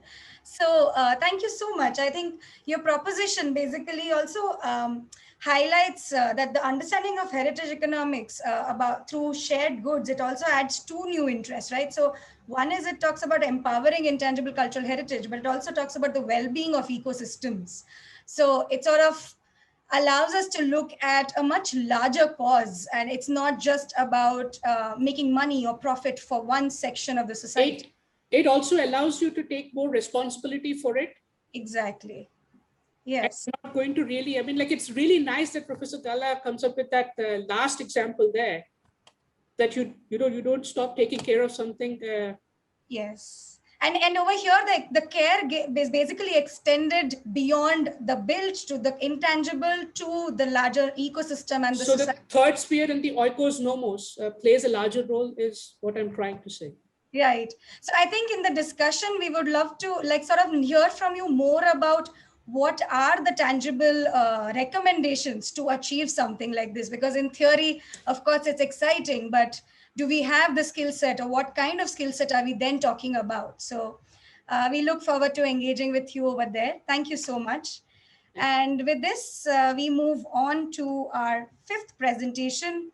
We have with us Dr. Purnima Chauhan, retired IS officer, Himachal cadre, and she's worked with, she's held Department of Tourism, Culture, Urban Development and Town Country Planning.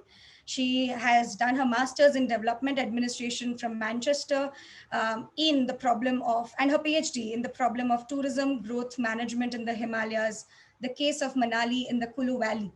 So ma'am, we look forward to listening to your case study investigation. I must just remind you and Nishant that your time limit would be 10 minutes. Thank you so much, Ishita. Let me just screen share. 1 second. Why is it not happening? Just a minute. Yeah. Can you see that? No. I can't, no. If No. anybody else is able to see it, No. it could be my internet. No. I don't know why this is not happening. Just a minute. Share screen. Yeah. Is it visible now? It's coming up. Yes, we can see your presentation. Thank you so much for this opportunity. And it has been so enlightening, not just here, but also in the previous sessions. And of course, today I have a new persona, thanks to Professor Gala, Macaulay's victim. And, and I tell you that is true because honestly speaking, and maybe it's not conventional, I take complete responsibility. Apursa is my baby. And I certainly take responsibility for that. And I go ahead with the heritage city, which is the capital city of Himachal Pradesh, Shimla, It was the capital of British India from 1864 onwards. And what is very profound is almost controlled 1/5 of humanity, because the British were also ruling over many parts of the globe, including Afghanistan and Myanmar, former Burma. So we go into this and you can see some pictures of the jewelry, etc. And that's a monastery in Shimla. So let's say culture is the fourth pillar of development, undoubtedly, but increasingly recognition beyond just stating it is, we are moving in Apursa, we moved Aaj Purani Rahon Se is the full form of Apursa, which came from a song that came straight from my heart. And that is why I say it's my baby. And hence, this also is translating, as I move from practice to theory, I discovered that SDG 11.4 deals with this. I discovered that co-creation of culture and creative industry hybrid is spawning 30 million jobs globally. And the UNCTAD has said that world trade of creative goods and services is 624 billion US dollars per year. So what we are looking at in Himachal today, 2018 January, Apursa was born. And today I would say I was doing crystal ball gazing, because today COVID is driving tourists to exactly those lesser known sites, 1147 of them, which we identified all over Himachal Pradesh, and many of them are in the capital city Shimla, where I'm going to focus. And very recently, about 10 days ago, Veer Sanghvi, one of our prominent writers who writes Rude Food, etc., he wrote an article which is on WhatsApp saying Mashobra, which is a satellite of Shimla, is the new Maldives. And I was just wondering, what is this? But the question remains of value, which has been stated repeatedly by the previous speakers. Do we really value what we have? So we need this, or do we value it when it's from external lens? This is what Himachal is predominantly, an apple growing state with this very pastoral lack of urbanization. It is one of the least urbanizing, which is very good, because as I say, we have the basic infrastructure, we have the basic physiological needs fulfilled for all people. So we can look at culture, we can look at, non-material things. So this is some of the heritage that we seek to value under a Pursa and raise the concern about it, natural as well as cultural and arts and crafts. That rock cut temple you see in the middle is one of the 4 in India, Masroor. So there are 7 hills in Shimla. I'm going to rush through this because there's lots more. Summer Hill, Elysium Hill, and just as Rome was not built in a day, so was Shimla not built in a day, and it's also on 7 hills. So these are dotted with heritage layers, and I'll come to those 8 themes and trails. So do the locals value the heritage legacy? Just some instances. I will show you pictures of 3,500-year-old petroglyphs in the cold deserts of Spiti, which is also tentatively listed with UNESCO since 2015. And it is likely that with lack of preservation, those stones which have inscriptions on them of swastik and of a bird which is now extinct will be converted into stone for the roads which are being constructed over there, if not enough steps are taken. Mid-19th century, Peliti, who was a hotelier from Italy, his family sent photographs in 1996 of the life spent in Shimla at that time, which were very valuable, 100 photographs. What did our municipal corporation do? They returned those photographs saying we don't have space to display them. This is the value placed on heritage being handed over to them. Rothni Castle, where the Congress was founded, Indian National Congress, A.O. Hume is in the heart of Shimla.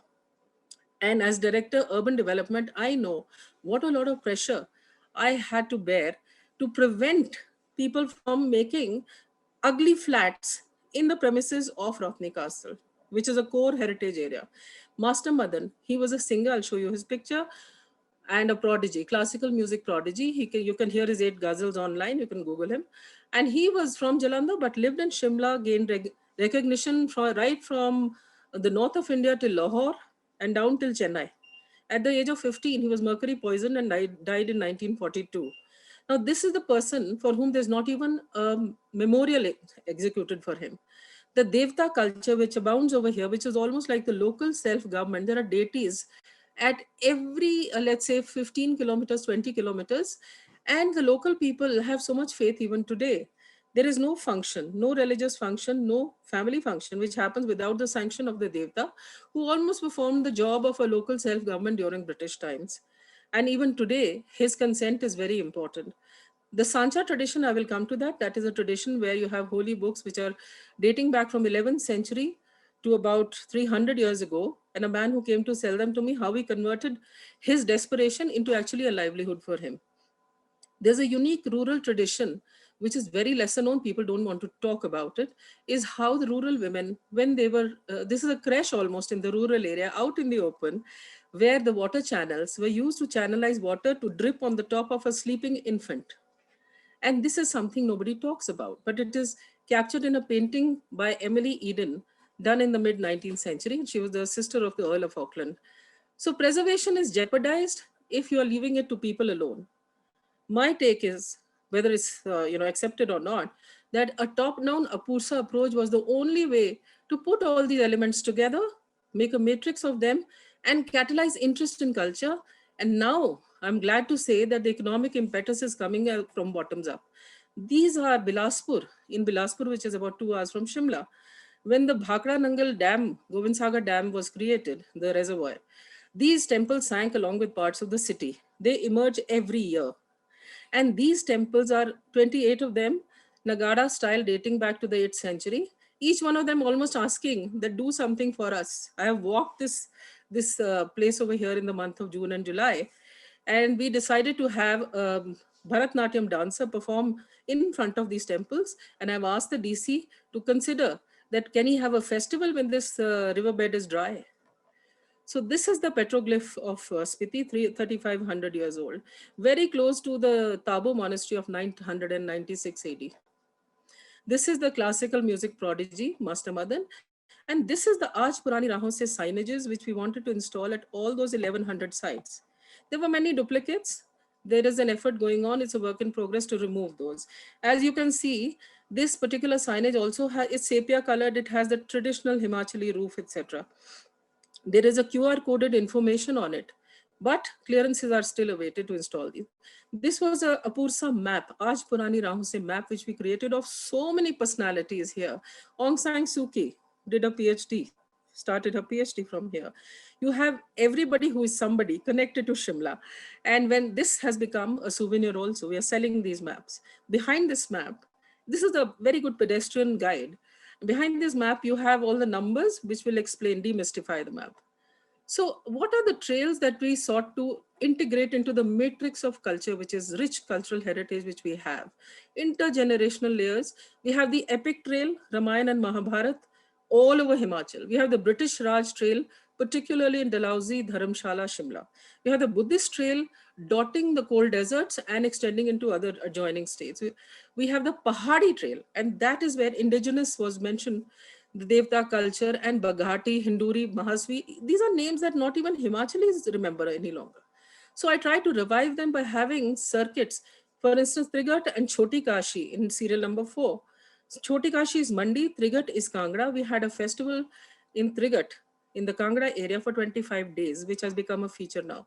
The tribal trail, where Kanam library is connected to Hungary, a 1,000-year-old Tibetan library, where a Hungarian came in the mid 19th century, almost settled down and became a monk. He didn't actually become a monk, but the point is that this is something lesser known, but the Hungarians know it. They make a beeline for this place.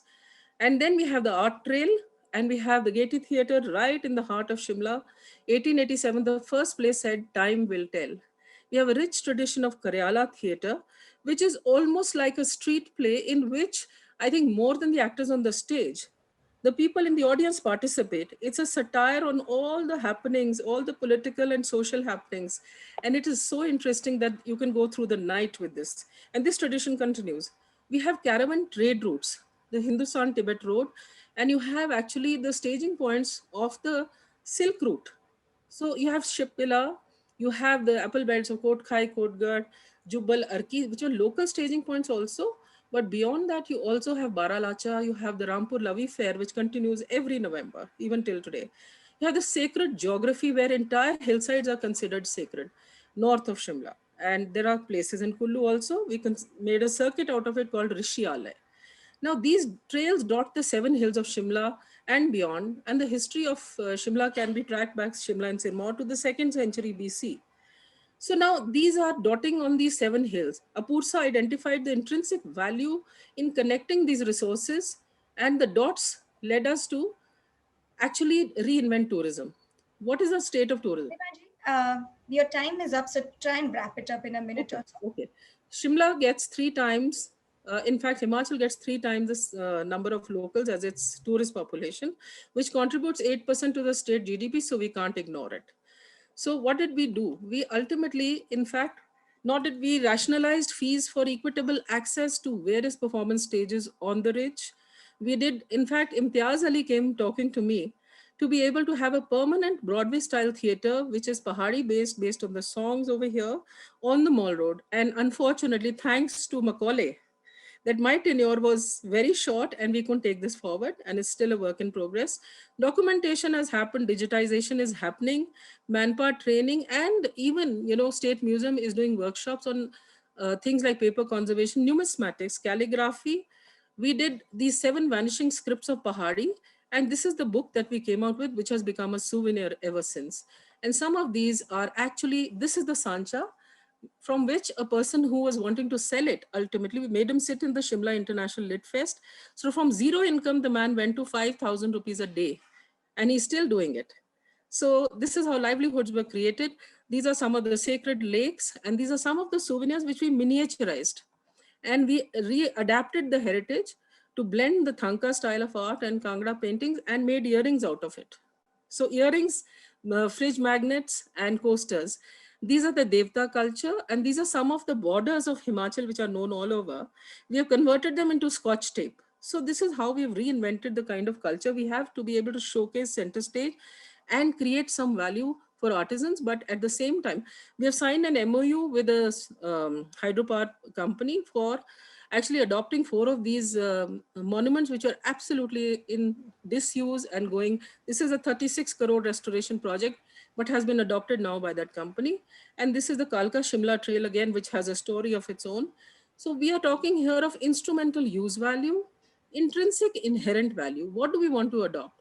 And a postponement where we can't do it just now, because you have to have, transferable development rights to be able to prevent the thing that I was saying, that somebody wanted to make those ugly flats. So total economic value, and perhaps in the panel discussion, we can go further on this one. So heritage zoning and safeguards are required, sensitization of locals, tourist interpretation centers at each cultural enclave to make the profundity of what people are going to see understood. The heritage urban landscape indicators need to be mainstreamed. All the above require vertical and horizontal linked stakeholder platforms. Thank you so much. Thank you so much, Purnimaji, for making those recommendations as well, along with sharing your experience of working with APUSA project or the scheme. And I think one of the most important thing that you try to cover in your 10 minutes is this diversity that we are usually sort of diversity in both ways, diversity of ICH, but also diversity of stakeholders that usually, if I might say so, traps the project sometimes, and the push and pull of one stakeholder over the other. And this is where I think my curatorial question comes in: whose economics are we really talking about? In So I fact, hope we can yes, speak Ishita. about it. Yes. Very right, Ishita. And the absence of a cultural policy, as already has been mentioned, that policy can be a disabler in the Yes. absence of a policy. There is no convergence, which is vitally required for this. I mean, I call it a tripod of urbanization, of tourism and culture. Absolutely. Right. Vital. And transport, of course, can be an add-on. Thank you so much. Thank you for emphasizing on that. And we hope we can talk about this in the open dialogue. Thank you, With sir. this, we move on to the last presentation and the last presenter for this afternoon.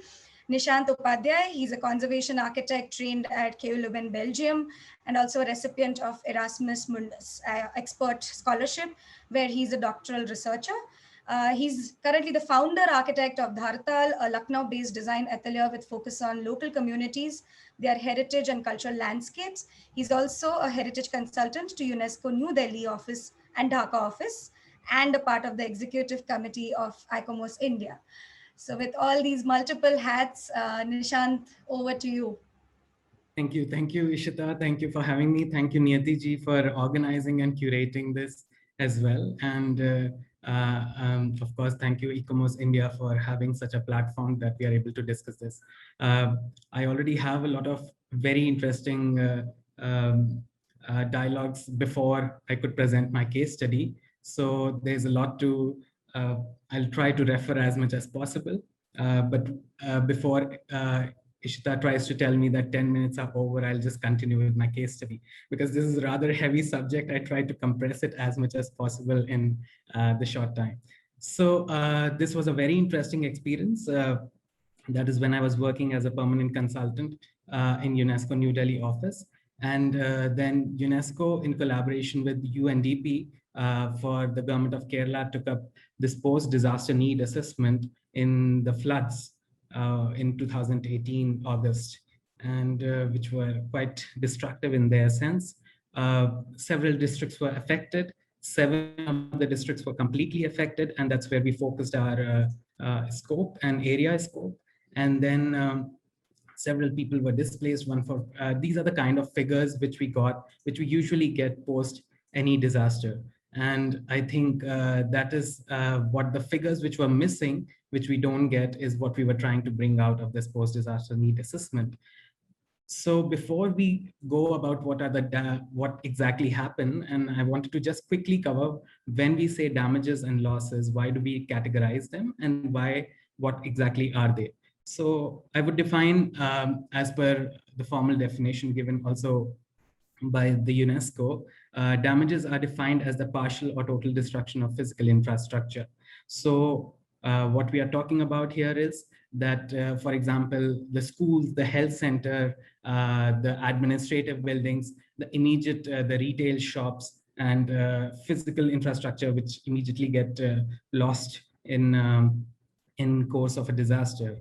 And losses are somehow differently aligned, and they are alteration of economic flows. So where in losses, what we compare is a pre-disaster situation and then a post-disaster situation. And then we see the graph, how it has changed, it has evolved, and how it has led to higher transactional cost. There are changes in economic flows, and then there are costs to manage additional risk as well.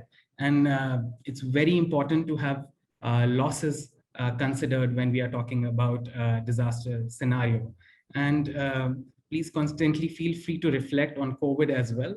This is particularly for the floods, but there are a lot of parallels which can be drawn in this case as well, I think. So, and then the importance of costing for the losses, I think, as I expressed, that earlier the disaster were identified only in terms of damages, and that's how it was quantified immediately. And we did not even come to know the collateral which went along with it. So the total effect of disaster is largely underestimated. So, and including the cultural and the social needs also. So that's why the losses came into being. And here it's very important to remember also that in case of a disaster, there are also gainer sectors, the sectors which actually gain out of a disaster. There are sectors which start producing post-disaster tents and mobilization, and helping. So there's a certain economy, a positive economy also, which strangely comes out of it.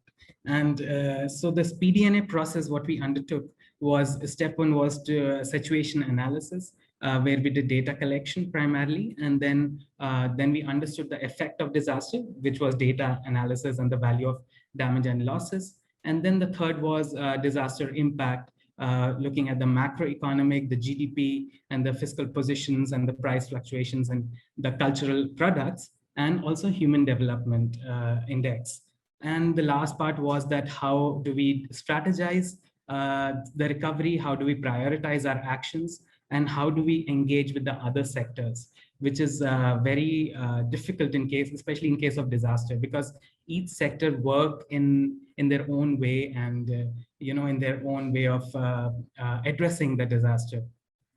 So what here was that we had to define the scope immediately, and we scoped it to intangible, built, and movable heritage. And from what we could gather from the Directorate of Culture and the Department of Cultural Affairs, Government of Kerala, these were the kind of inventory they already had, and we kind of helped them to put it together. And some of the interesting ones were Mudiyattu and Kudiyattam, which are also part of UNESCO representative list of intangible cultural heritage of humanity. So though that is, I mean, we can question that list, of course, but this is how it was. And some of them were GI tagged as well. So again, which could be a questionable standard, but this is how it was. So, and then there were 43 form of performing art and 27 very unique craftsmanship which were happening there. So we mapped them, the damaged intangible cultural heritage and the damaged built heritage. And it came out something like this, which I think, in my opinion, is very misrepresentative, because the damage which the intangible cultural heritage suffered was much larger and over much broader area. So this was the methodology. We basically covered the pre-disaster data, and which took a lot of time, because that is another thing which we lack, that we don't have data on creative sector. We don't do data analysis. We don't do documentation, and that is something we need to address in a very comprehensive way, in a very standard benchmark way. We have to do that. Then including the identification of data at national and regional levels. What we did was, other part was post-disaster situation. So we collected data, of course, from the main stakeholder, which was the government, then the key partner organizations on site, the local NGOs, and then, of course, we verified them by doing several case studies and site visits also to understand the data. Without further ado, I will immediately move to the intangible. So I've taken up cases. It was a rather large study. There were tangible and intangible heritage laws. So this is Aranmula Kannadi, which many of you might know. This is a metal mirror technique. So they make mirror out of a metal. This is often given as part of the dowry, even in a marriage.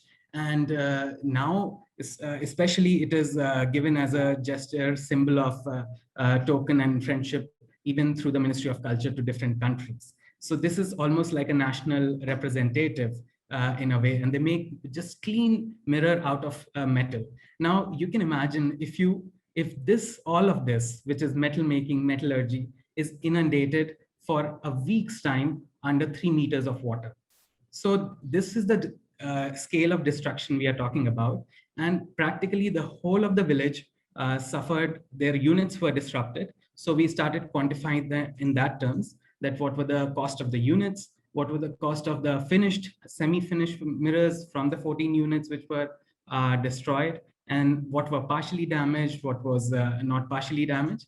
And then we started projecting cost as per that. What interestingly we also did was that we took the number of employees which are engaged in it, and we started calculating their salaries and assuming that it will take 6 months time before they can get back on track. So we also took it as part of the loss, because it's loss of employment. We think that we have calculated the damages, what the flood did, but we honestly have to think that, okay, for next 6 months, they are not able to reproduce any of these items, and there's no trade. So we had to take that into account. Per person, we meant by the household also. So we considered household cost as well into that.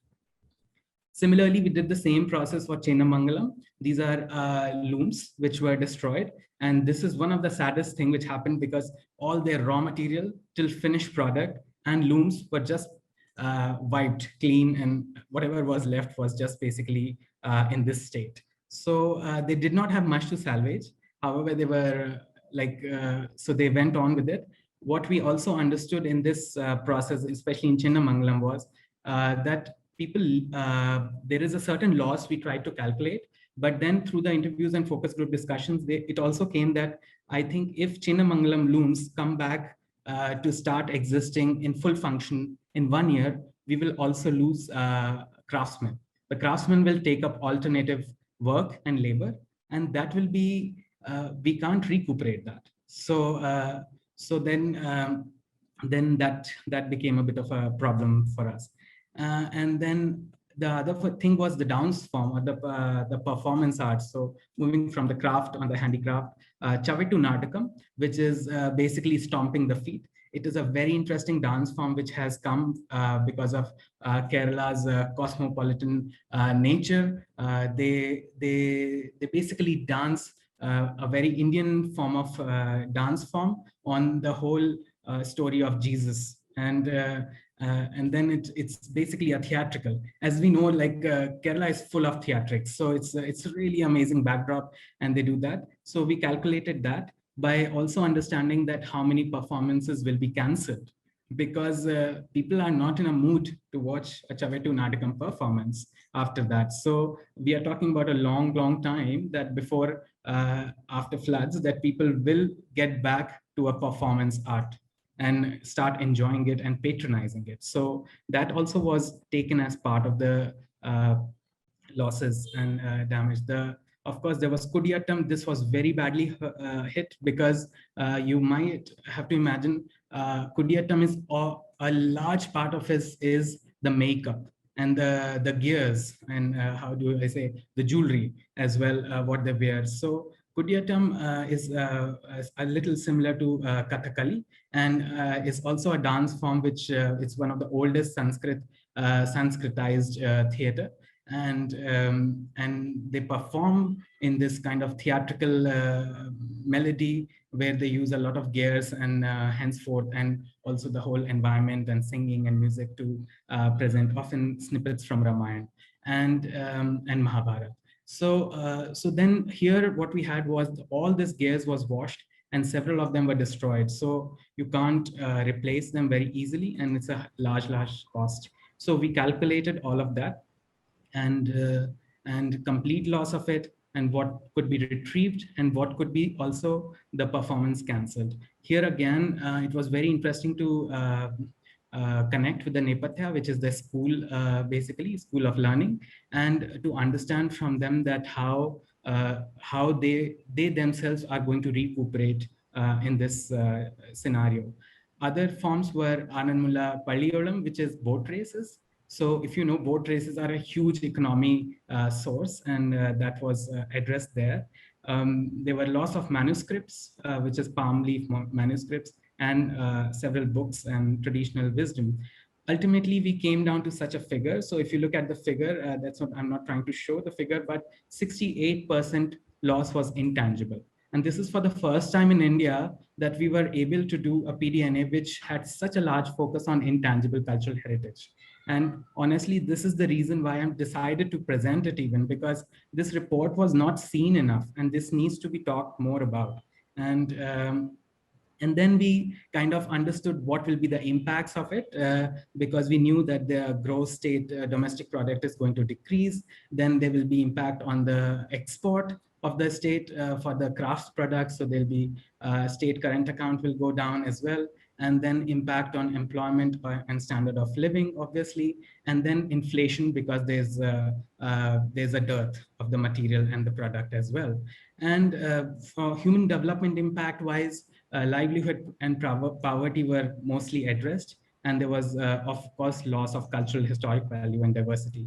I think here it's very important to note that even though it was part of the whole sectoral analysis, we did not consider sacred groves and traditional agricultural wisdom as part of cultural heritage, which I think is a big gap, because the agriculture part, there was a separate sector which was taken up by FAO, and they did that as well, but we never actually interacted.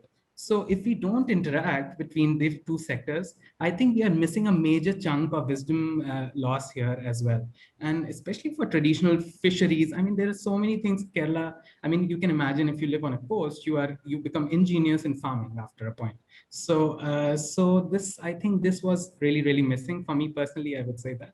And ultimately we'll have to wrap it up. Okay, sure. Ultimately, we came up with this kind of short-term, medium-term, and long-term needs, and also the requirement in economic terms. So there was a lot of calculations which went behind that as well, and we gave a phased sort of cultural heritage sector recovery plan. So first was monetary support, immediately subsidy and tax benefits, training for repair and revival. Phase 2 was primarily facilitating market and promotional activities. And phase 3 was memory of disaster and future resilience, and cultural heritage as an economy booster, because that's a long-term goal. It's important to say here that we had very specific recommendation for ICH, which said that there should be a directory of practitioner and transmitters. A lot of focus was on database, creating a database, understanding that how we are going ahead. So if you want to read more about it, it's this Kerala post-disaster need assessment is available on the UNDP website to be downloaded. Please feel free to have a look at it. And thank you again for having me. Thank you.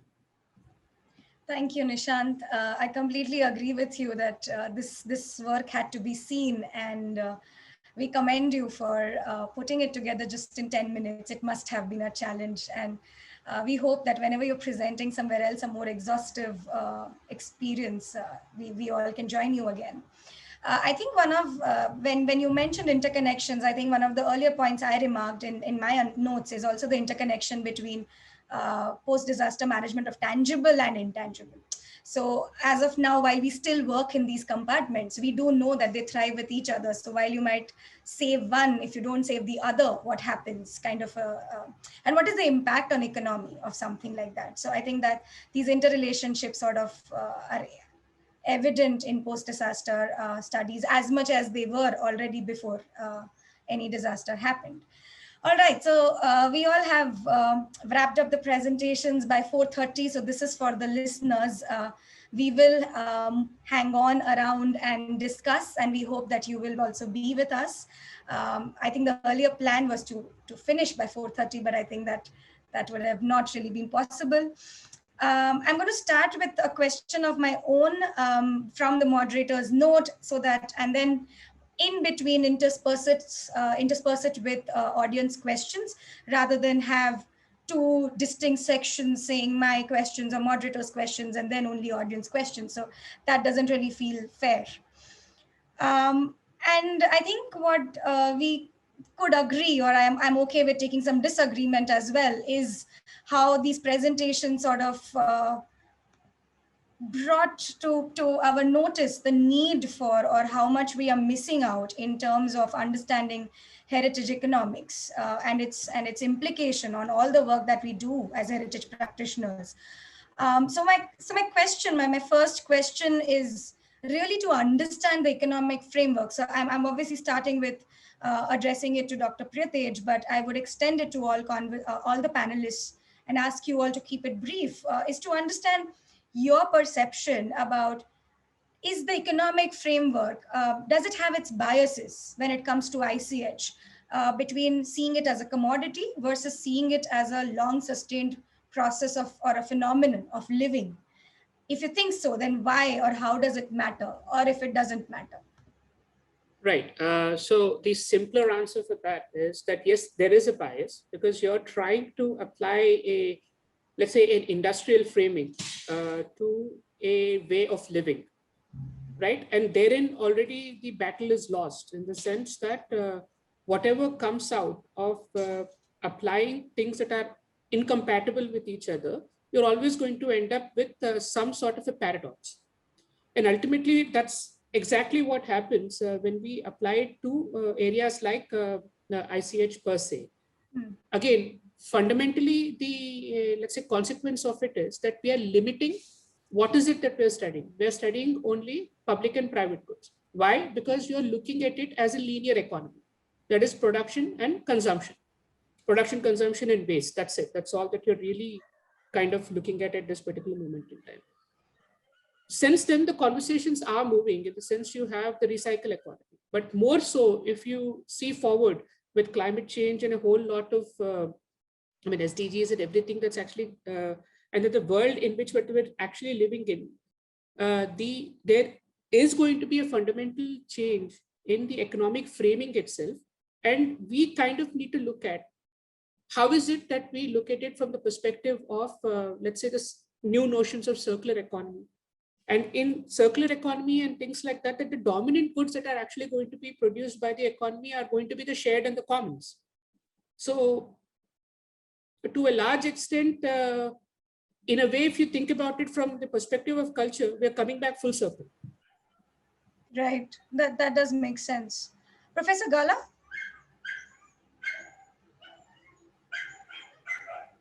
Yeah, well, I think that what Devjan presented is very important because this is what led in Australia, Canada in the 1990s, a study like this to advocate, within the budget framework with governments.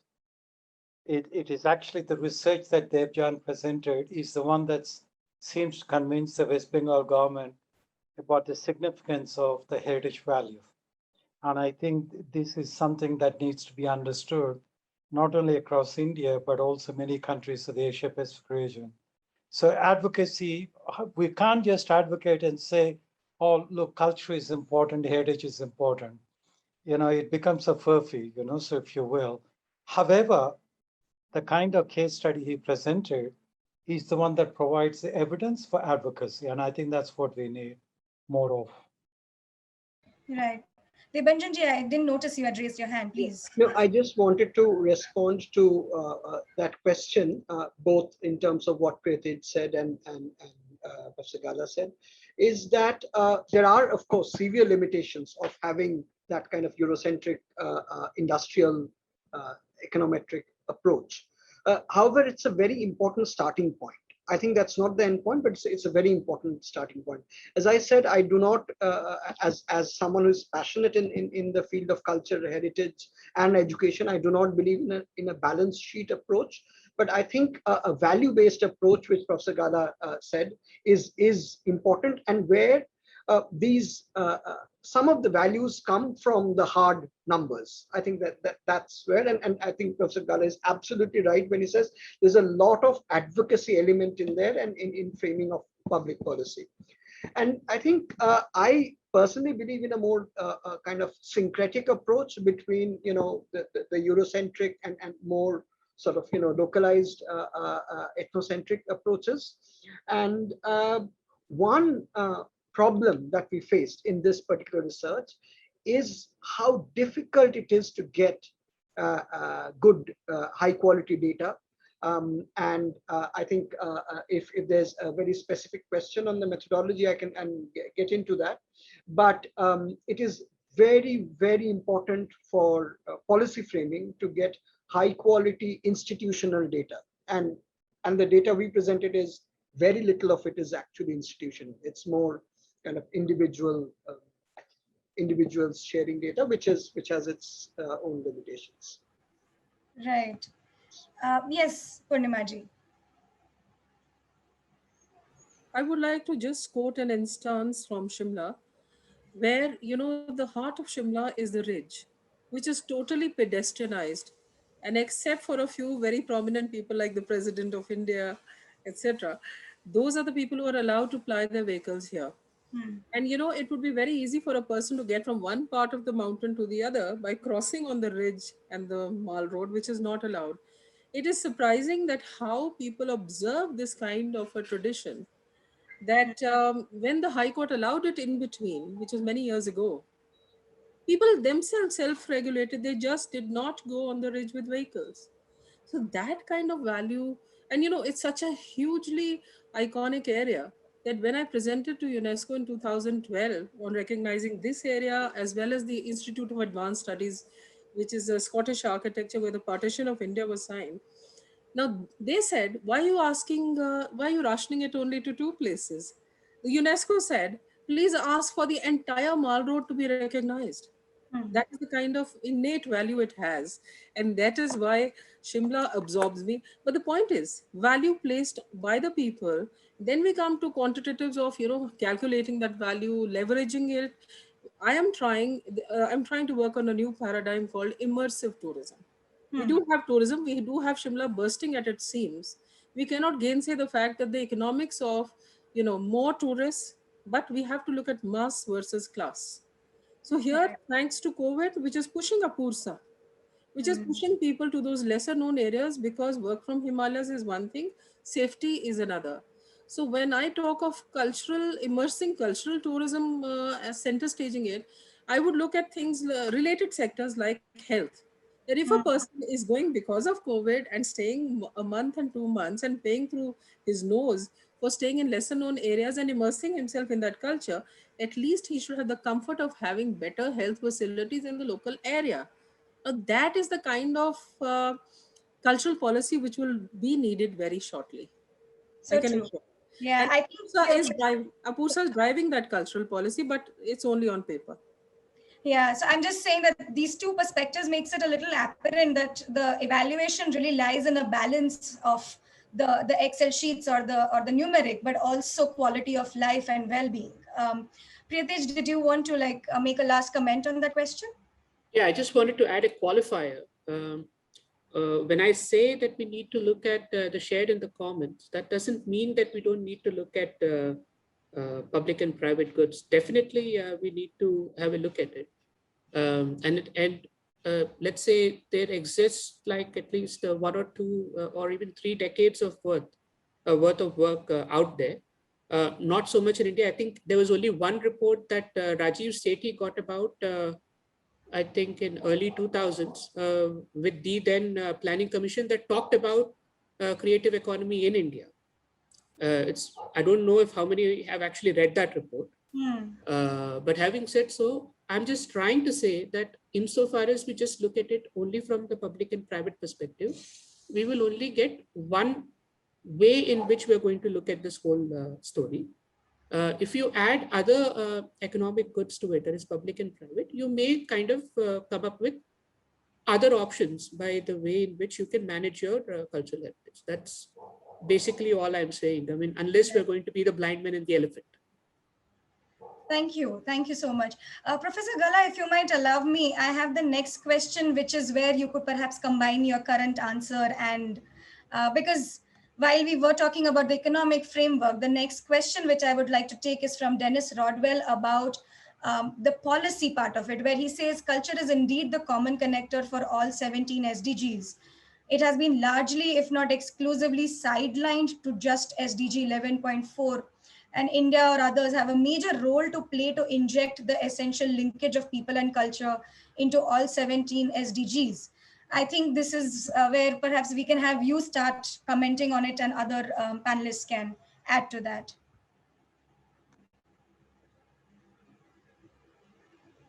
Professor Gala? Oh, sorry.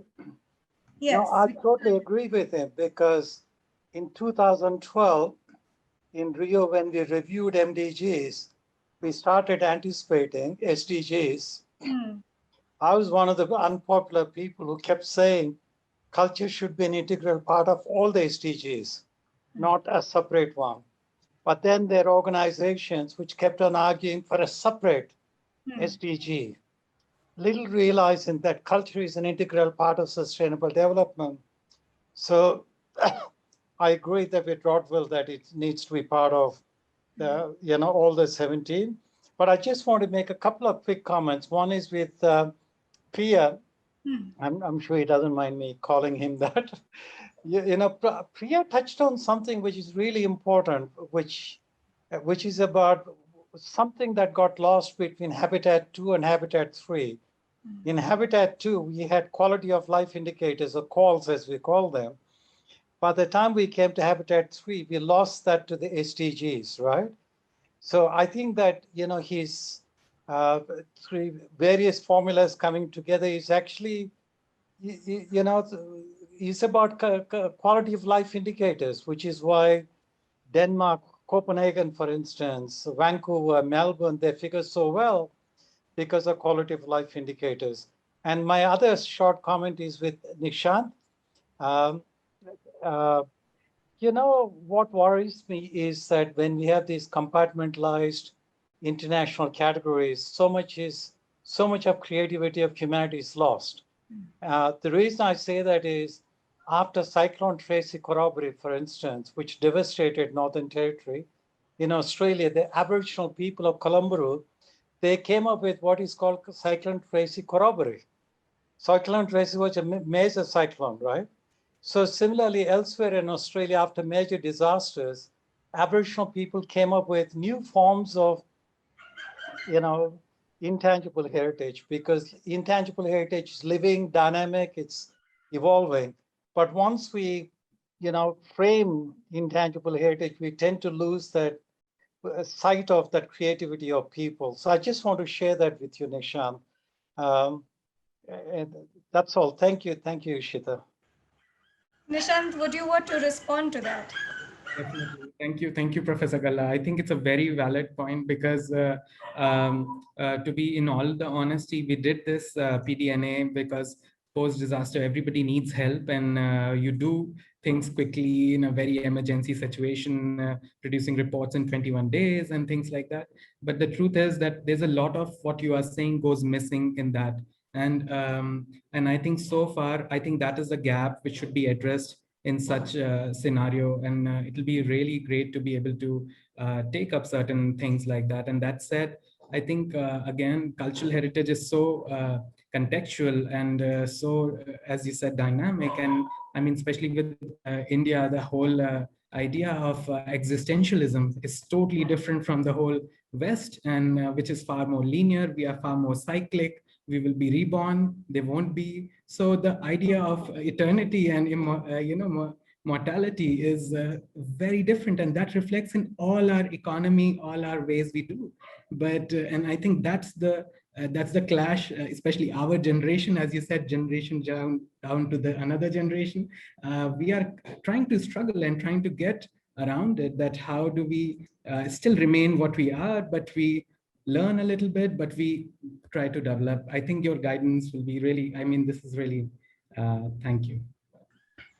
In fact, I would take the question to Debanjanji and then to Kizzy, because the moment Nishant mentioned that, in emergency, it helped to sort of look at set guidelines, kind of.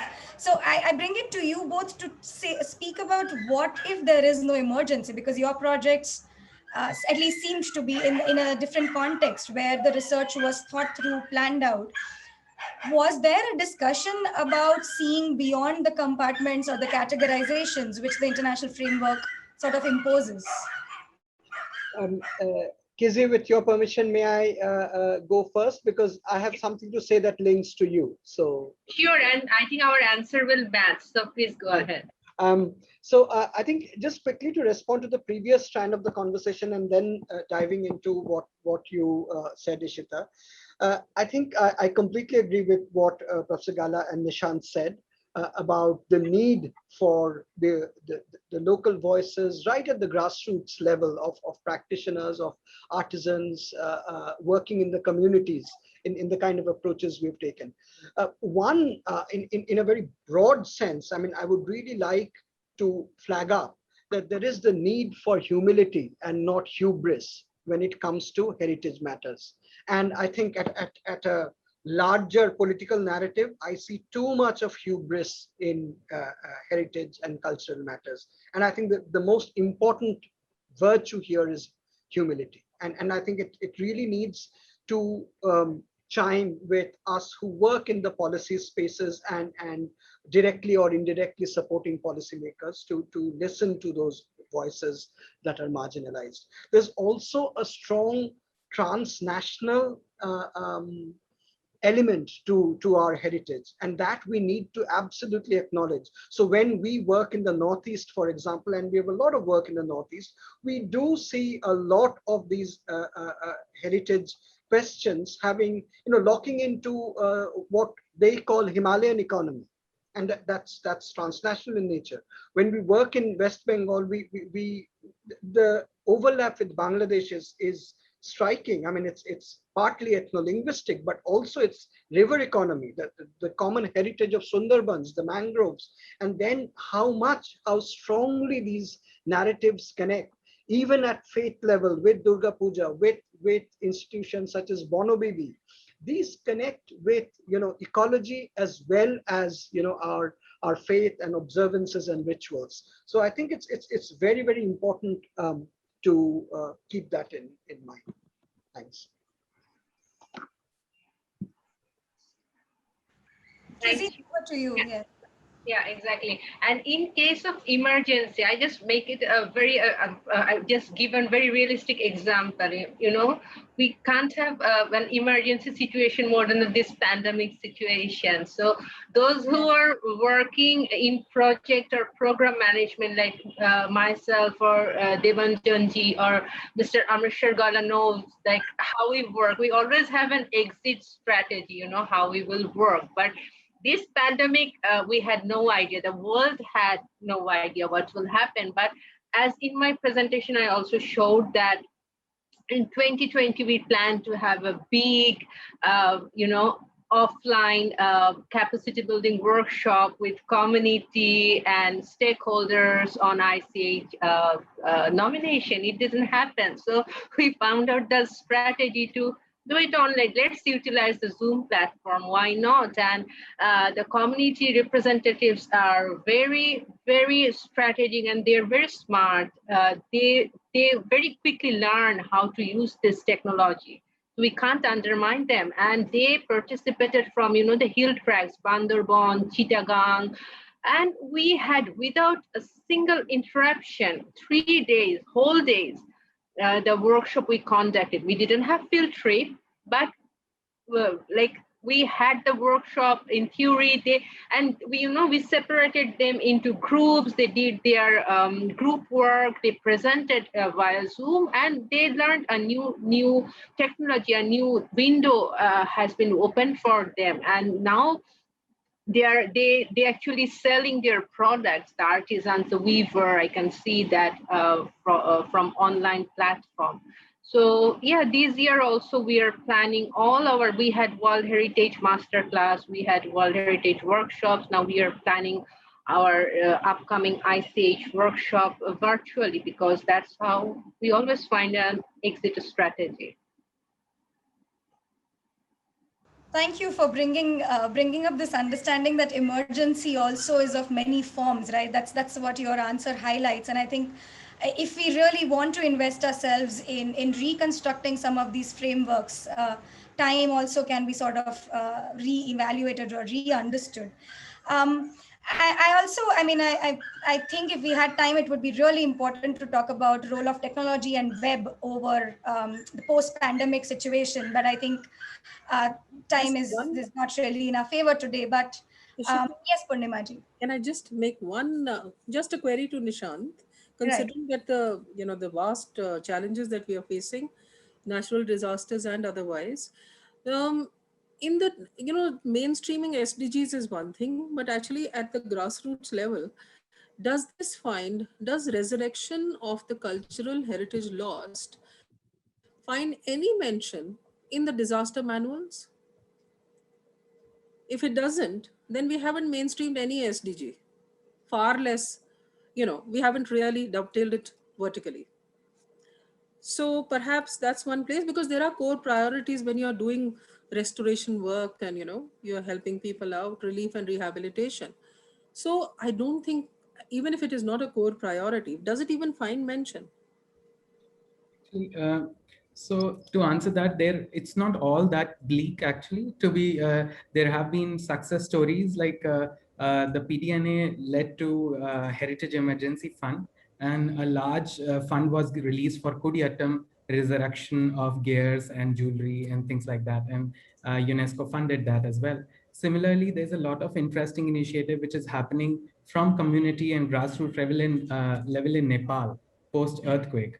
Yes. Beautiful examples in Kathmandu, which are very well represented by Ikrom man. I think Ikrom is documenting and sharing those good practices as well. So I think when we say that, I think it's difficult to address it, because I think the plan of Kathmandu was to do things differently, but it has taken a long time, because they took the community together.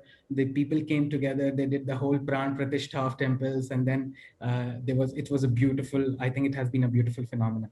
And so I think there is hope and positivity there as well. I haven't lost hope, but yes. the only thing that in the last 1 week, we've had a horrible cloudburst in Dharamshala, which has been reported all over. Okay. And I don't see any mention anywhere, even in the drawing room conversations, of the kind of heritage lost. Yes, that I agree about. Valuing it, again, coming back to the question whether we value it sufficiently to even mention it. Far less take action.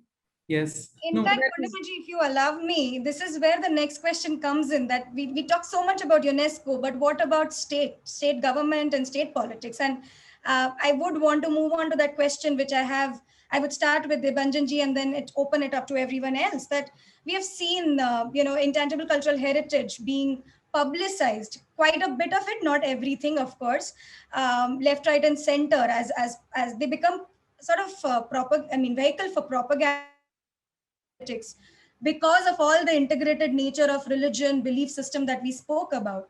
And we have seen that whenever such any art form has been hit by this truck, it's in a trap. It's in this stretcher, right, where nobody knows who needs to operate it. Somebody says, oh, we have lost the authentic form. Somebody says, oh, but what does the popular masses like? And then somebody else will say, oh, but where is the money coming from? So the kind of project that you spoke about, and of course the other case studies, how does socio-political situations on ground interact with ICH of historic towns, and who suffers, who benefits, and how do communities respond to that? Thanks. I think it's a very pertinent question, and there's an element of zeitgeist to it. And I will desist from making a political comment simply because, not because I don't have an opinion on it, but because my official role limits what I can say in a public domain. But I'll say this, that in terms of if we look at at art and culture with the long lens of history, almost everything that we see around ourselves, especially, I mean, both tangible and the living heritage, they have deep roots in belief systems, in faiths, and some of them, some of those faiths and belief systems may not be around in very manifest ways today. Nishant spoke of the sacred groves, and they are all around India, for instance. I mean, they are in the Northeast. In Meghalaya, you have a very strong culture of sacred groves within tribal communities. I grew up in South Bihar, what is now Jharkhand. And again, I mean, the strong links between, economic practices, Durga Puja itself is essentially a harvest festival. I mean, so I think we need to make these connections and not fall, just bite the bait on what the latest political flavor is. I think, and my great hope is that we, especially with the work that our partners like Bangla Natok does across India, particularly in Bengal. I'm aware of the work that Janashanskriti does, Sanjay Ganguly's troupe does across all of East and Northeast India. I mean, those really hold out hope about using, and they're very, very rooted in the lives of communities and people, marginalized or central. Right. Nishant, how would you respond to this question, having worked with state government on a project? I think I can perhaps respond more freely in my consultant capacity. But that said, I work with Kerala, which is a very interesting political setup already. So I think we had Dr. Venu helping us from Culture Department, and who has been very, very phenomenally involved in several initiatives on national levels as well, and very strong secular initiatives. And I think that was very helpful in our case.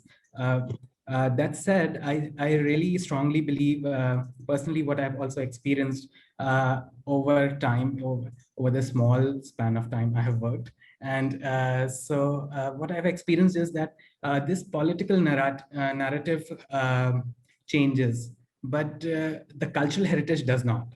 So you will still have the Vat Puja happening, no matter who is where. You will still worship the banyan. You will still do the procession. You will still enjoy Seving. It never changes, no matter what is the narrative. And in my experience, and I think I'm hopelessly being optimistic here, in Lucknow, I have experienced ups and downs in terms of the way things go with different governments. And mostly it's very, very extreme, especially, UP is one of the stronghold for political movement in India. And even then, people among us, among the Lucknow people, and we never have that kind of strange issues, unless, I don't know how to put it very politically correctly in public, but we are very harmonious people. That's what I'm trying to say. So I think cultural heritage actually acts as a binder in such situation, where political setup is trying to divide people and make you choose to whom to vote, whom not to vote. Cultural heritage is actually bringing you together to enjoy and live life and appreciate cosmos. So that is my take on it. Thank you. Yes, definitely, Purnimaji. We do come to you because we're talking about the South, and the narrative is completely contradicting up north. So it is not. It's not. I agree. In fact, I want to say this, that Nishant and Himachal, Kerala and Himachal are connected under Ek Bharat Shresth Bharat. We are partner states. Right. So I've actually done webinars on that also, that on language and on cultural matters, how connected we are, although we are geographically at the opposite ends of the country. So it's an interesting take on that, actually. That's another... Yeah, I think I'm making that usual mistake of making North-South as a very generic, demarcation, but each state and each, I think, region has its own affinity to especially evaluating something like cultural heritage. Ishita is very good that the Ek Bharat Shresth Bharat initiative tries to connect what seems unconnected or unconnectable. And we discover that there are linkages beyond our imagination. Right. There are so many which separately I think I can share with Nishan, because Ek Bharat Shresth Bharat, the research brought out so many linkages with Himachal, which seems completely polar opposites. Yes, Debanjanji.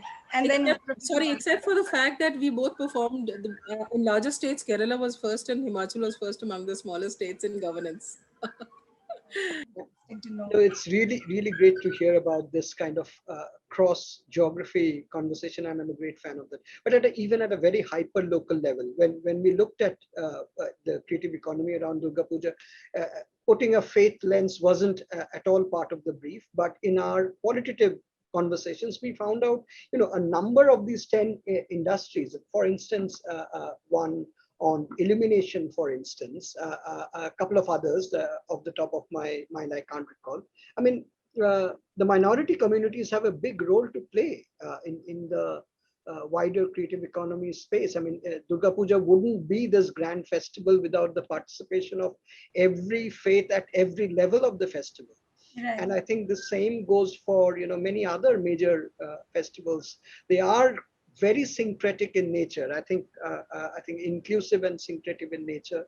The way they are planned, executed, and participated. So at every level, I see that. And perhaps that is why we don't need these terminologies, which is minority and majority, and perhaps more contextual terminologies. So Professor Gala over here, how would you comment on your experience of having worked in Amravati, but also other states where you have seen the local politics play a role?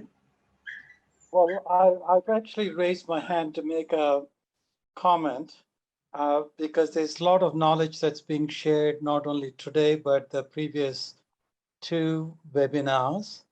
And I hope that we remember what we are discussing, because I can still remember, in fact, as I was listening to Nishant and also knowing Dr. Venuvasadevan quite well, recently discussing with him, 20 years ago, we had a horrific earthquake in Gujarat. There was enormous damage, handlooms to communities, intangible heritage. I raised 270,000 euros through the Dutch and organized a major international conference based on case studies from 69 countries in Hyderabad. The whole idea was that we try to understand both disaster preparedness and disaster response. And because some of the first people who disappeared during the disaster in Gujarat were the ambulance and the police, because they had the vehicles to escape, you see. And so I was shocked, I just said, this is ridiculous. I was visiting from Australia and I raised the money, I did that. But what's happened is that documentation has been used very well by the Getty, by ICRAM, and by other Economists and other organizations to establish emergency preparedness schemes and all kinds of trainings internationally. But in India, it's forgotten. So one of the diseases, whether we are from the West, from the South, from the North, Northeast, we have in India is cultural amnesia. We tend to forget. And I think that we've got to remember our experiences. We have to learn from them. And I think there's fantastic knowledge that's being shared here. Let's not forget that. So cultural amnesia is something we also need a vaccination for. Thank you. Thank you. Thank you for reminding us that not to make it just a momentary or a temporal dialogue. I'm aware of the fact that it's 5-6, but I can also see questions coming in and everybody discussing. So I think I'm going to take the liberty of continuing the conversation with at least 2 more questions, because I think it's quite similar. We have one question from S.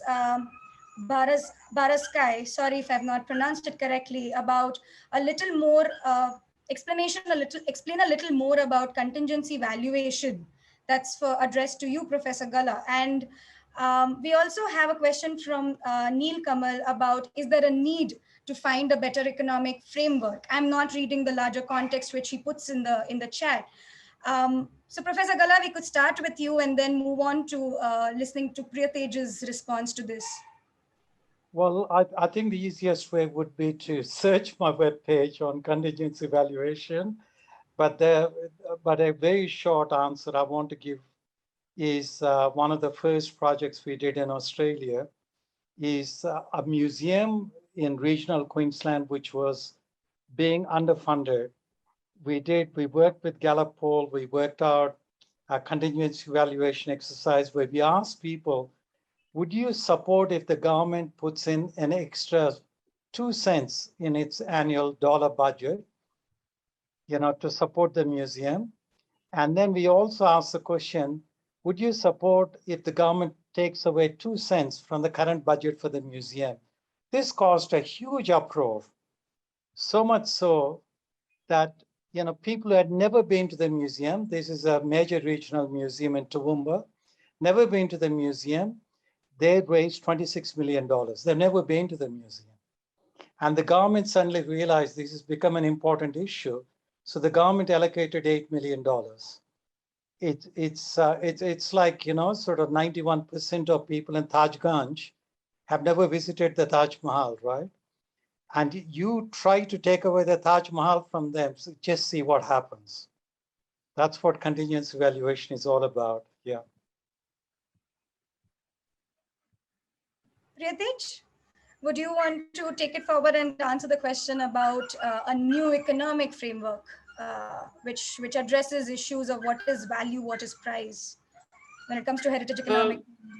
Yeah, for sure. I mean, let's put it this way. I mean, this is a conversation that has been going on for quite a while already. I mean, one or two people that even Professor Gala has actually been able to talk about is Throsby and his work, which is quite interesting unto itself.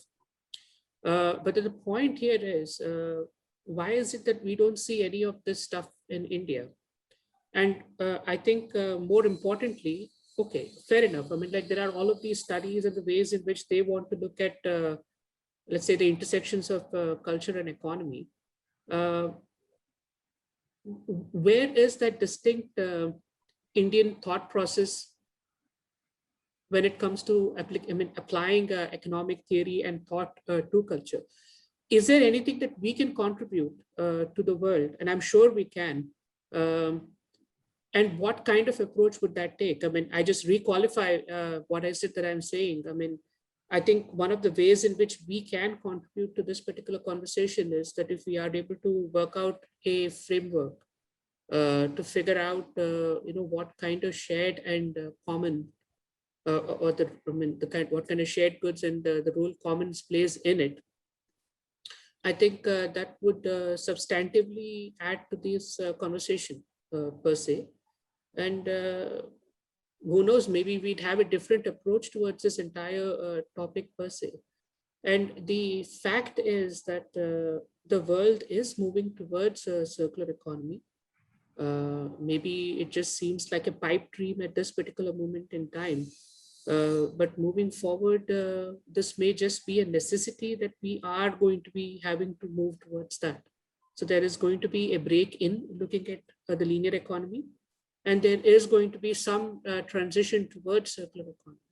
Now, when that happens, you kind of require different economic lenses and framings to do it. So it's just a matter of time. And then the point is, see, I think, let me put it to in a different manner. Right now, when I try to talk about these topics with bureaucrats, some intergovernmental agencies and so forth, they are so focused on the immediacy of things per se, and I don't blame them.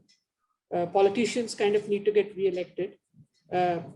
Administrators, well, they have their targets, and then they have to, within their tenure, show that this is what I have with them. And the things that we are fundamentally talking about is paradigm shifts. So, you know, as I keep saying always, we guys are going to get old doing this together.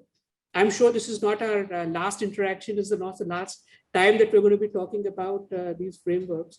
And I think there is value in all of us to look at each other's work and contribute to it in a meaningful manner. And maybe that's where the framework comes about. It's not just one person, it's all of us working towards this common idea. So true. And in fact, this is where, commending Niyati and team when we were discussing a little earlier, the transgenerational presentations and dialogue becomes very important. Which is where and this is a comment, in response to Professor Gala's earlier appreciation that so much of new energy is there, but also there is a dialogue which is very humble between the older generation, the newer generation, or the in-between generation. And I think perhaps in this interactions is where hopefully these frameworks will evolve, if not get written, at least evolve, and somebody will write them down. So with this, I wanted to move to the last question, because I think this is a bit more personally important to me. I'm addressing it to Kizzy, and then I hope other panelists can also share their thoughts on it. Because every economic circuit is understood through the influence of gender hierarchies or other kinds of hierarchies in a society. I wanted to understand what have your experiences been. So, Kizzy, you did mention it in your presentation in terms of participation being very not very gender neutral in that sense, or gender pair, as well as more bureaucrats than community members in the capacity building workshops. So what would be the reasons, and how can economic framework perhaps help these kind of irregularities or inequities in the heritage preservation sector? Thank you. Thank you, Ishita. I share my experience and my perspective. Well, I've been working in this sector for the last 7 years. Equality between women and men is now considered as a natural goal for all policies at all levels. However, while most people don't see the links between gender equality and cultural heritage, it is a fact that women and men have different interactions with cultural heritage or intangible cultural heritage because of the lack of equality between them, men and women, historically and even today. And ICH tells us stories about people and societies, as I mentioned in my presentation, the very beginning, in the past and in the present, but it can be highly subjective. The stories and cultural heritage we inherit today, if you notice, were created, then identified, transmitted according to the criteria by people in power, overwhelming man, actually. Society is still, it's progressing, but it still has impact that actually we identified while conducting or implementing projects, that limited participation of women in decision-making positions, unequal pay, segregation into certain activities, lack of marketing and strategic opportunities. I would say opportunities because they have the skills, but they do not get the opportunities. Then unpaid household care, work relying mostly on women in Bangladesh, and I'm sure in India and in subcontinent as well, and which impacts on their, creative activity. So in UNESCO, we define and design projects to address gender balance. It's not gender balanced yet, but we try to design it in that way. I showed you the Paharpur project where women were equally engaged and involved from production, creation, innovation, and marketing. Because beginning of the project, we have conducted a socio-economic anthropological survey of that area and of that community, and that helped us identify the way or strategy how to engage both men and women. And we ensure gender balance as much as possible, as you rightly mentioned, that without that, economic well-being will not be achieved in a sustainable manner. Thank you. Thank you so much. Nishant, I would bring this question to you because apart from gender hierarchies, Kerala also has its caste hierarchies, or so does rest of India. And especially when you're working with something like post-disaster management, how did it affect the project and the communities? So in case of Kerala, I think what we missed out, there was a particular strategy to address the gender issue directly. That it was looked into that how many women are involved in intangible craft heritage practices and handicraft production and henceforth. So there was a clear calculation on the part of the in terms of gender as well. But when we say gender now, I think there was nothing for transgenders. So it was very clear that there was a big community in our heteronormative world. We are basically ignoring a lot of people. So I think there is something we really need to work very hard, because I'm glad you bring that up. It's not just women, it's transgenders, it's the whole LGBT community, and henceforth we have to address that. And so far, I have not seen really them particularly addressed in the way it should be. Yeah. So basically not adhering to any of the identifications, whether it's gender, whether it's caste, whether it's religious beliefs. Do we have space for that in our frameworks? I think that's a very important takeaway today. Yes, Professor Gala, over to you. Thank you, Ishita. Depending on which cultural context you're in, there are many genders. If you take Native Americans, there are more than 16 genders. 10 years ago, I worked as part of a team of 10 on the UNESCO gender policy. I was the only male, in fact, 9 other women. And we made a clear distinction, and I think this is relevant to India, between gender parity and gender mainstreaming. Because in India, what I constantly hear about is gender parity, not gender mainstreaming. Overnight, the outcomes are not going to change, right? Gender parity is about outcomes. And the gender mainstreaming is critical. And of course, once you start crossing borders, like Nishant mentioned, you take tribal people, for instance, Adivasis, the women of tribal background. It's the discrimination doubles up, triples up, if you will. So when I first came back to India, my very first meeting in Vijayawada was to a major conference with bifurcated Andhra Pradesh on Telugu culture and language. There were 19 people sitting on the stage. I was sitting right in the front, as I was called a VVIP, as they call them in Andhra. There was one woman and 18 men, right? All the 18 men spoke for more than 2.5 hours. And then the chairman, I would insist on saying chairman, says to the only woman, who was then the director of All India Radio in Vijayawada, Madam, we're already late for dinner by 1 hour. Can you just say a couple of pieces and we'll go and eat? Very dignified, she came, she said a couple of sentences and she left. And I followed her, made contact with her. And we started a project in Amaravati called Mavuru Makodalu.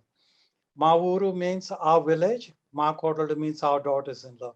Simply because my experience of India to a large extent, I don't want to generalize the whole of India, but to a large extent has been focused on patriarchy, male heritage. Women come as an add-on. Sometimes you might have women involved, but like the old Jane Elliott exercise, you can have a woman in the boardroom, but she can change her sex too, just like Indians who can be more British than the British or more white than the white people. So I think that we're still a long way in India to address the questions of gender, ethnicity, race, and a whole range of other cultural borders. We're still a very long way. The conversation that's taking place among ourselves, and I've said this before many times, we are probably about 2 to 3% of the middle class, upper middle class, if not middle class. We are the ones who are talking about the heritage of India. There's the majority of India is not there. We're all metropolitan, we're all urban. 73% of India, that's Mahatma Gandhi's India, is in village India, right? So I think there are a lot of serious issues we need to question, raise about what we mean by heritage, what we mean by heritage economics, and the whole range of, we need to fundamentally rethink the way the conversations are taking place. I just want to leave that as my last comment. Thank you for listening to me. I think that's just perfect, because I was actually thinking, finding it difficult, how would I close the session? But I think you helped me there by laying the context, saying there are a lot of questions which we need to answer for ourselves in terms of interpreting some of these terms and terminologies which we borrow from Western academia, but also somewhere on the other end, we have so many presentations and conversations around understanding circular economy, or for me, it still means, economy which perhaps existed before all of this came in. And I again feel circular economy is a word which we are feeling more comfortable because now somebody else has written about it. But when we were to look back into the history, there were already examples of it. So I think just sitting back and looking at what all we have moved on from, perhaps that's where the answers are. And again, the transgenerational knowledge exchange should help us in understanding something so pivotal as heritage economics. I'm thrilled. Thank you so much to all the presenters and Niyati and ICOMOS India team for allowing us to engage for a good 1 hour almost.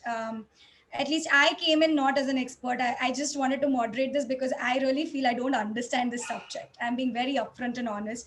And I do know that it definitely affects my work in areas of heritage and history. And I hope to continue learning with more such presentations. Thank you, everyone. Thank you so much. And I hand it over back to ICOMOS team, to Varsha. Thanks, Ishita. Thank you, ma'am. Thank you. First, at the outset, I would like to thank all the participants for joining and engaging in the session.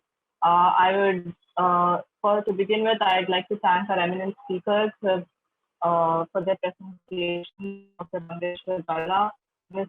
T.G. Tanit Debanjan Chakrabarti, Dr. Priyatej Kotipalli, Dr. Purnima Chauhan, and Mr. Nishant Upadhyay. I would like to thank Ms. Ishita Shah specifically for moderating this session and taking forward. I'd also like to thank Dr. Sanghamitra Basu, National Scientific Council member, ICOMOS India, for the opening address. I thank our partner institutes, the Department of Architecture, Planning and Design at IIT BHU and the Center for Heritage Management at Ahmedabad University for extending their support. Furthermore, I'd like to extend my special thanks to Sir Naveen Piplani, President, ICOMOS India, and Dr. Reema Huja, Vice President, for their support. I thank all members of the Executive Committee, the NSC Councillor, and Architect Shalini Dasgupta, Secretary, ICOMOS India, for their support. In conclusion, I would like to thank the event coordinators, Dr. Niyati Jigyasu and Dr. Mona Lisa Bharadwaj, the rapporteur for the day, Ms. Nigar Sheikh, and the organizing team for today, Dr. Mrinalini Atre, Saranya Darshini, Meenal Singh, Sukrit Singh, and the support team, Darna Shah, Kritika Mohan, Lakshmi R, Aditi Rai, Sukanya Sharma, Litika, Khanna, and myself. Sorry. Thank you for making this session a success. And we would like to extend an invitation to you for the final session on 31st July on the topic Reflections and Ground Realities, Intangible Cultural Heritage in Historic Towns. Thank you so much, everyone.